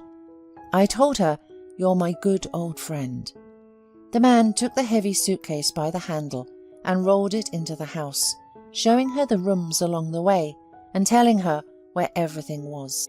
Curious, Kevin immediately ran up to the guest and bombarded her with questions. "Hi, I remember you. We met at the cemetery near my mum's grave. Are you visiting us? Why do you have a suitcase? Are you going to live with us?" Gwen was embarrassed, but Ray saved the situation and said, "This is Gwen, your mum's friend, and my good acquaintance. She will live with us and work as your nanny. I'm busy with work all day long, and your grandma is tired because of your activity and antics. Gwen will take care of you, play with you, so you won't be bored. I'm sure you'll be friends." "That's great!" the boy exclaimed joyfully. "She'll help me with my homework. I'm not good at math." Gwen breathed a sigh of relief. Now everyone understood the reason of her presence here, and it didn't cause any confusion, and Kevin would get used to her faster. Dorothy didn't need any additional explanations. Ray was just getting ready to take the elderly woman to his acquaintance, a professor, to consult about knee surgery. He really wanted to help Kevin's grandmother, so she wouldn't limp so badly and suffer from joint pain. And if there was going to be surgery, then Kevin would definitely need a nanny, while his grandmother was in the hospital. So they all started living together, gradually getting used to each other and becoming truly close people. Gwen and Kevin immediately found a common language. The boy was drawn to her, as if feeling that invisible thread between them that connected them with ties of blood.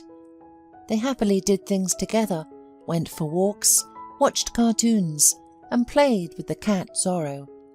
As for Gwen and Ray, they had been friends for a long time. They loved to drink a glass of wine with appetizing snacks on weekends and have long, heartfelt conversations until late at night about life. The man openly told her about his difficult childhood and his unsuccessful past romances, and Gwen didn't hide anything, lamenting that she would never be able to give birth and that she still remembered her husband and missed him. Both felt mutual sympathy and an attraction to each other, but didn't dare to cross the line. The common concerns about their son brought them together so much that they felt like a family. Dorothy had been observing the couple from afar for some time and had long since realized that Ray and Gwen loved each other but couldn't admit it to themselves. She decided to help them. When Gwen took Kevin to karate class, Dorothy took the opportunity to talk to Ray. "Listen, Ray, I've lived my life, seen a lot, and I can't understand why you, too, are torturing each other. You live together, obviously love each other, so get married and be done with it. Gwen adores my grandson and has a heart full of love for him. Life is short, and the years fly by." Ray was stunned. "How did you guess?" "I really do love Gwen, but there's a secret, and I don't know how to tell you. I'm afraid of hurting you, and she's afraid that you'll hate her and Kevin won't understand." The elderly woman simply waved her hand. "Oh, I know what you're keeping in secret. I often wander at night because I can't sleep. I knew that Gwen is Kevin's mother, and my daughter was a surrogate mother. I accidentally overheard your heartfelt conversations. At first I cried secretly, was a little angry with Gwen because my daughter gave birth to her child and she herself died. But we can't turn back time. I see how much Kevin loves her, and she loves him sincerely. So fate is what it is. Everyone carries their own cross. And don't delay, my dear. Gwen is just waiting for you to propose to her and hug her. Everyone needs warmth and affection. And as for Kevin, don't tell him anything. I beg you, he's still young. Let him think my Tracy is his mother, and soon he'll call Gwen Mummy too. You'll see." Ray was moved by these words. "You're so wise, Dorothy. Thank you for understanding. Don't be angry. You're probably right. We need to live here and now, not look back at the past. Oh, I almost forgot. Get ready. You'll be admitted to the hospital on Monday for an operation. Don't worry about Kevin. We'll take care of him. The main thing is for you to recover. It's hard to watch you suffer with this knee." Dorothy waved her hands and almost burst into tears. "Oh, Ray, my dear, thank you. This is so much money. You didn't spare anything for a old, strange woman. I've never met anyone like you. I swear to God, you're a golden person." Ray even blushed. "Why are you saying that you're a stranger? You're my son's grandmother, a member of the family. Okay, enough praise. Let's go have tea." That same night, someone quietly knocked on Gwen's door. The woman was rubbing her eyes sleepily, wearing only a thin lace nightgown. She opened the door quietly and froze. Ray was standing on the threshold with a pillow in his hands. He slipped inside, hugged the woman tightly, and whispered, Can I stay with you? Won't you kick me out? Gwen, my dear, I can't take it any more. I'm not made of iron. Be mine forever. Please, be my wife. Finally, Gwen heard the words she had been dreaming of and passionately responded to the kiss. Ray lifted the feather-light woman in his arms and carried her to bed. They didn't close their eyes until dawn, and only the sly moon, peering through the window, witnessed their love. From that day on, Gwen seemed to be a different person.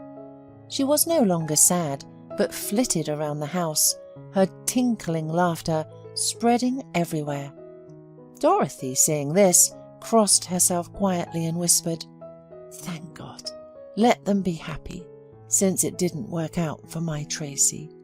Kevin had been calling Gwen Mum more and more often, the word accidentally slipping out of his mouth. Gwen was melting with happiness, calling him my son. Dorothy had a successful operation and had almost stopped limping. She was now able to enjoy gardening, spending time in her beloved garden and walking for long periods of time. She was endlessly grateful to Ray and God for helping them meet in the park that day. A year had passed. Gwen and Ray had long since married and were living in harmony. Ray was very proud of his family, rushing home knowing that he was eagerly awaited, loved and respected. Gwen took care of the household, the house, and enjoyed her role as a mother, devoting all her time to her son. However, lately she had been feeling very unwell. She often felt nauseous, especially in the mornings. Her appetite disappeared altogether, and she couldn't eat anything. Or, on the contrary, a raging hunger woke up, and she literally swept everything off the table. She had also lost a lot of weight, and for some reason she wanted to sleep. Gwen was worried and read many diagnoses on the internet. She began to suspect the worst and was afraid to go to the doctor. What if he said she had little time left to live? So she endured it all, hoping it would go away on its own. Ray also began to suspect that something was wrong. His wife had changed a lot. She became absent-minded, often cried secretly, and their intimacy became less frequent. He tormented himself, thinking that maybe Gwen had fallen out of love with them and was now suffering, not knowing how to say it. And only Dorothy had long suspected what was going on, and one day couldn't stand it. "The girl will be born. I bet you anything. True signs." Ray and Gwen looked at her in amazement and asked in unison, "Who is having a girl? What are you talking about?" The elderly woman just laughed. "Oh my God, we're both over 30 and they still don't understand that they're going to have a baby soon. It's hilarious, I swear. Kevin, your sister will be born. Remember your grandmother's word." Gwen just waved her hand. "No, it's impossible. Don't make up anything. I have been childless for a long time, and the diagnosis was given to me by medical professionals. I just got sick, but I don't know what it is. It's hard and bad for me." Ray just blinked and didn't know how to react, wondering if the old lady had gone crazy. Dorothy, as if she read his mind, said, "Do you think the old woman has gone mad in her old age? Well, we used to tell the terms, pregnancy and the gender of the child by signs in the village. It's a girl, and that's it." The couple talked all night, unable to sleep, and early in the morning, despite Gwen's protests, Ray took her to the gynecologist. Gwen cried and couldn't believe her ears when the doctor ran the sensor over her stomach and told her, pointing to the monitor, "You are pregnant, 3 months along. Everything is fine. Why are you crying?" The woman explained through sobs. "I am happy, but I was told many years ago that I was hopelessly infertile, so I didn't expect to get pregnant at all. It's just a miracle." The doctor just smiled. The child is a miracle, but we've seen even more amazing things here. Your doctor was wrong. Anything can happen. Get dressed, Mum, and don't cry. Take care of yourself. Ray almost went crazy with happiness. Soon he would become a father. They will have a child. He didn't even dare to dream about it. Now the main thing was for Kevin to understand everything correctly and not be upset and jealous. When Ray and Gwen returned from the hospital, they found Dorothy crying at home. "Ray, Gwen, Kevin ran away. My tongue led me to this.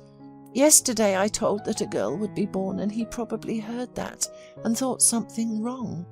I came to wake him up in the morning, but he's not here. I searched the yard. I even walked around the whole neighbourhood. I don't know what to do. Where should I look for him? Where could he have gone?" Gwen suddenly realised. "I know where he is, at his mother's grave. Let's go quickly." Silly boy, I can't imagine what he'd overthink to himself there. The spouses went to the cemetery and indeed found a sad and tearful Kevin sitting by his mother's grave. Seeing Ray and Gwen, the boy shouted, "Go away! I'm not needed by you anymore. I'm a stranger to you, and soon you'll have your own baby. Why do you need me? I'll just be a hindrance." Gwen couldn't hold back. She fell to her knees. "My dear son, what are you saying? My little one, I love you more than life. I swear. We'll all raise your younger sister together, but we won't love you any less because of that." Kevin wiped his nose and looked at Ray suspiciously. "Is it true, Dad? You won't stop loving me either? Honestly?" The man picked up the boy and hugged him tightly. "As a man, I give you my word. You're my son, and I'm proud of you. Never do that again. Don't run away. You scared us a lot. Grandma has been crying all morning. Well, let's go home. Don't upset your mum. She may be in heaven, but she worries about you, as well as your second mum, Gwen." On the way, Kevin hugged Gwen, calmed down and fell asleep. He realised that he was important and needed in this family, that they loved him and worried about him. Gwen's pregnancy was difficult. She suffered from swelling and toxemia. But Ray supported her greatly and took care of her tenderly, massaging her legs and lower back, helping her put on shoes. One day, Kevin also put his ear to Gwen's belly and talked to his little sister. "Hey, can you hear me? I'm your brother Kevin. I'm waiting for you to play my super train." Amazingly, the baby always kicked inside as if responding. It was so cute. Ray went with Gwen to parenting classes and agreed to be her partner during labour, which he later regretted deeply. He fainted 3 times, broke out in a cold sweat, and was simply amazed at how strong women are, how much they endure to give birth to a child. Finally, he heard the long-awaited cry and felt relieved. They allowed him to hold his newborn daughter, and it was an indescribable moment of happiness, holding the most precious thing on earth in his hands. When Gwen was discharged from the maternity hospital, everyone was afraid of Kevin's reaction, because it was one thing to just talk about having a little sister, and quite another to live with her. But, to everyone's surprise, the boy took his role as the older brother very seriously. He watched over the little girl, played with her, and rocked her cradle. The girl was very calm, hardly ever cried, and always smiled at her big brother, reaching out to him. Ray usually melted when he was watching at this adorable picture. At such moments, he hugged both kids and said, "How much I love you both." And that was from the depth of his heart. Gemma and Rob have been inseparable since childhood. The boy considered it his duty to take care of his friend and protect her from any bullies.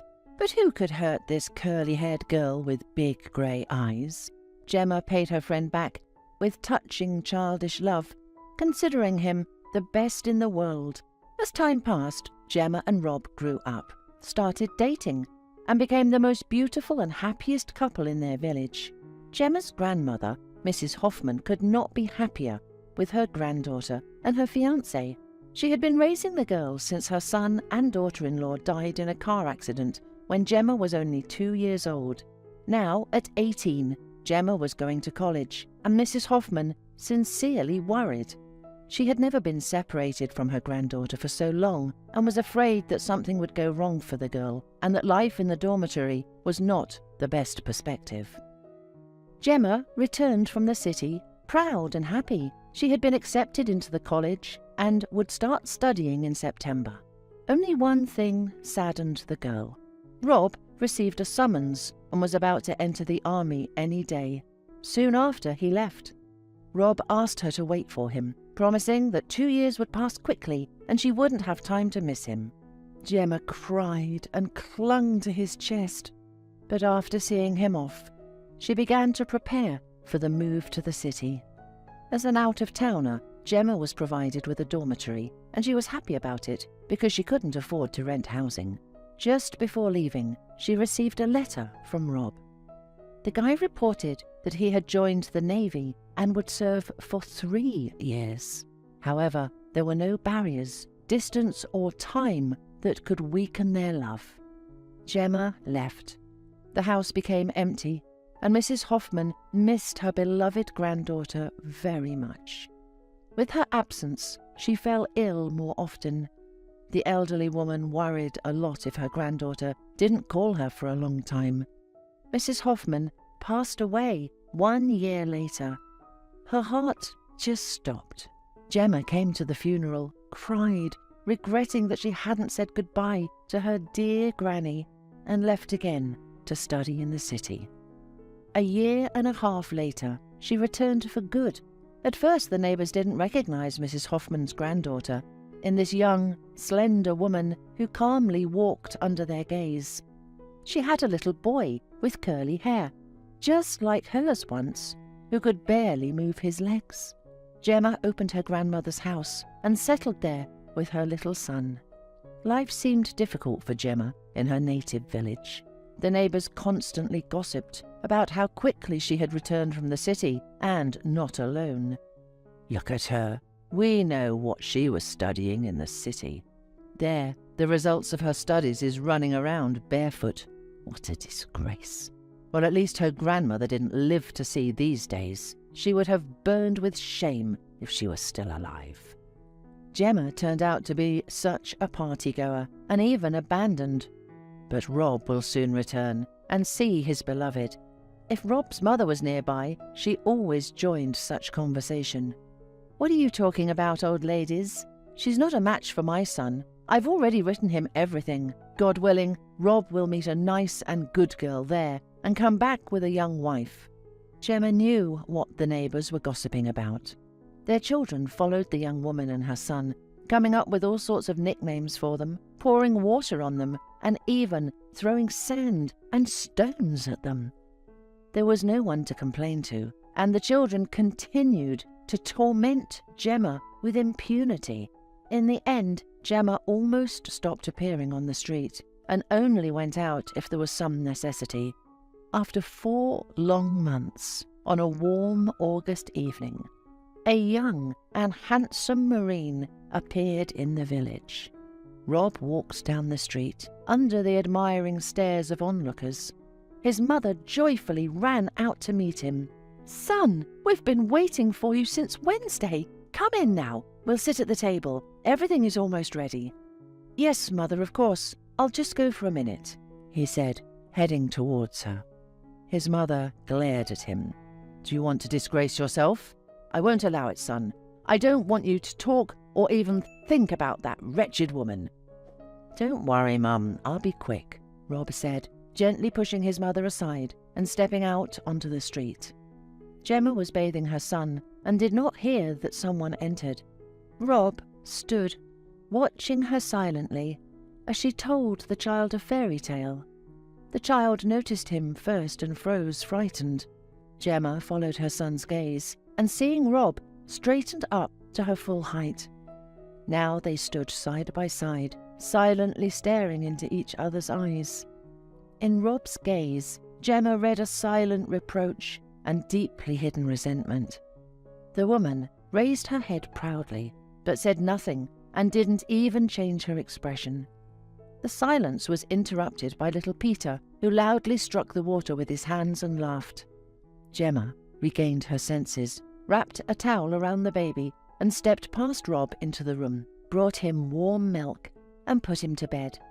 Then she sat down next to him and started gently cradling him, humming softly.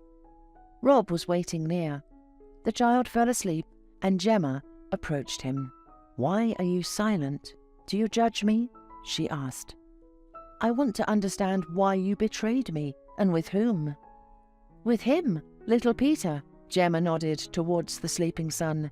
"You've known everything for a long time. Your mother probably wrote to you." "I don't care what she wrote.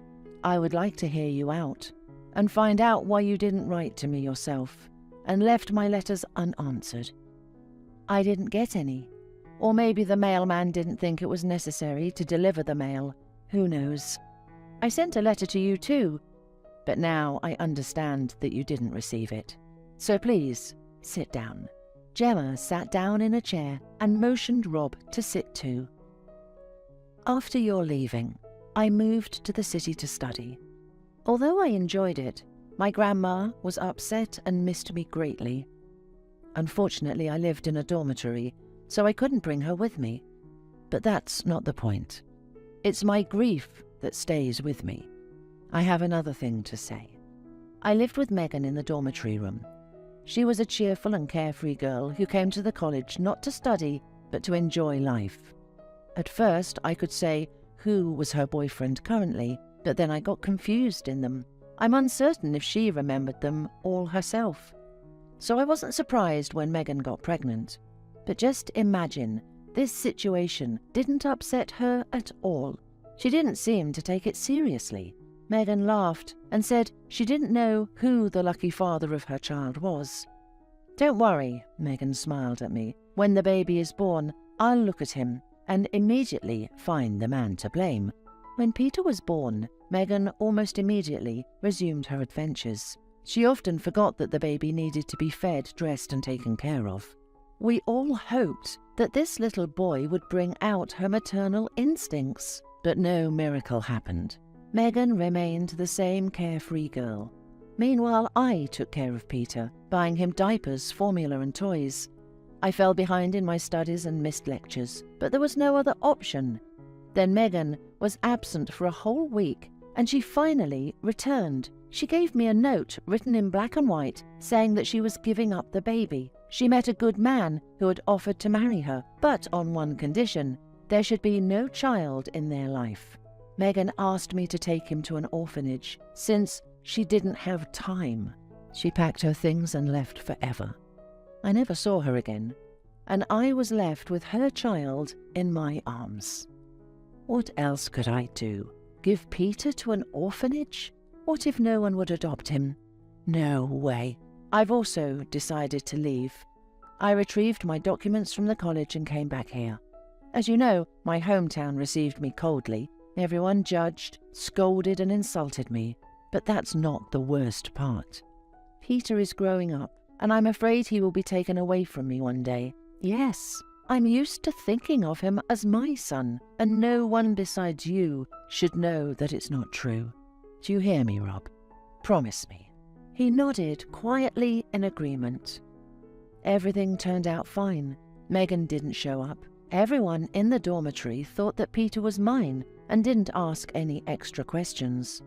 In general, no one cared about us, except for the local gossips. But that worries me the least. Well, now you know everything. Decide for yourself if it's my fault, if I betrayed you, if I could have acted differently. And Rob, I know you won't marry me, Not everyone is capable of raising someone else's child. Believe me, I won't judge or accuse you. You're free from all promises.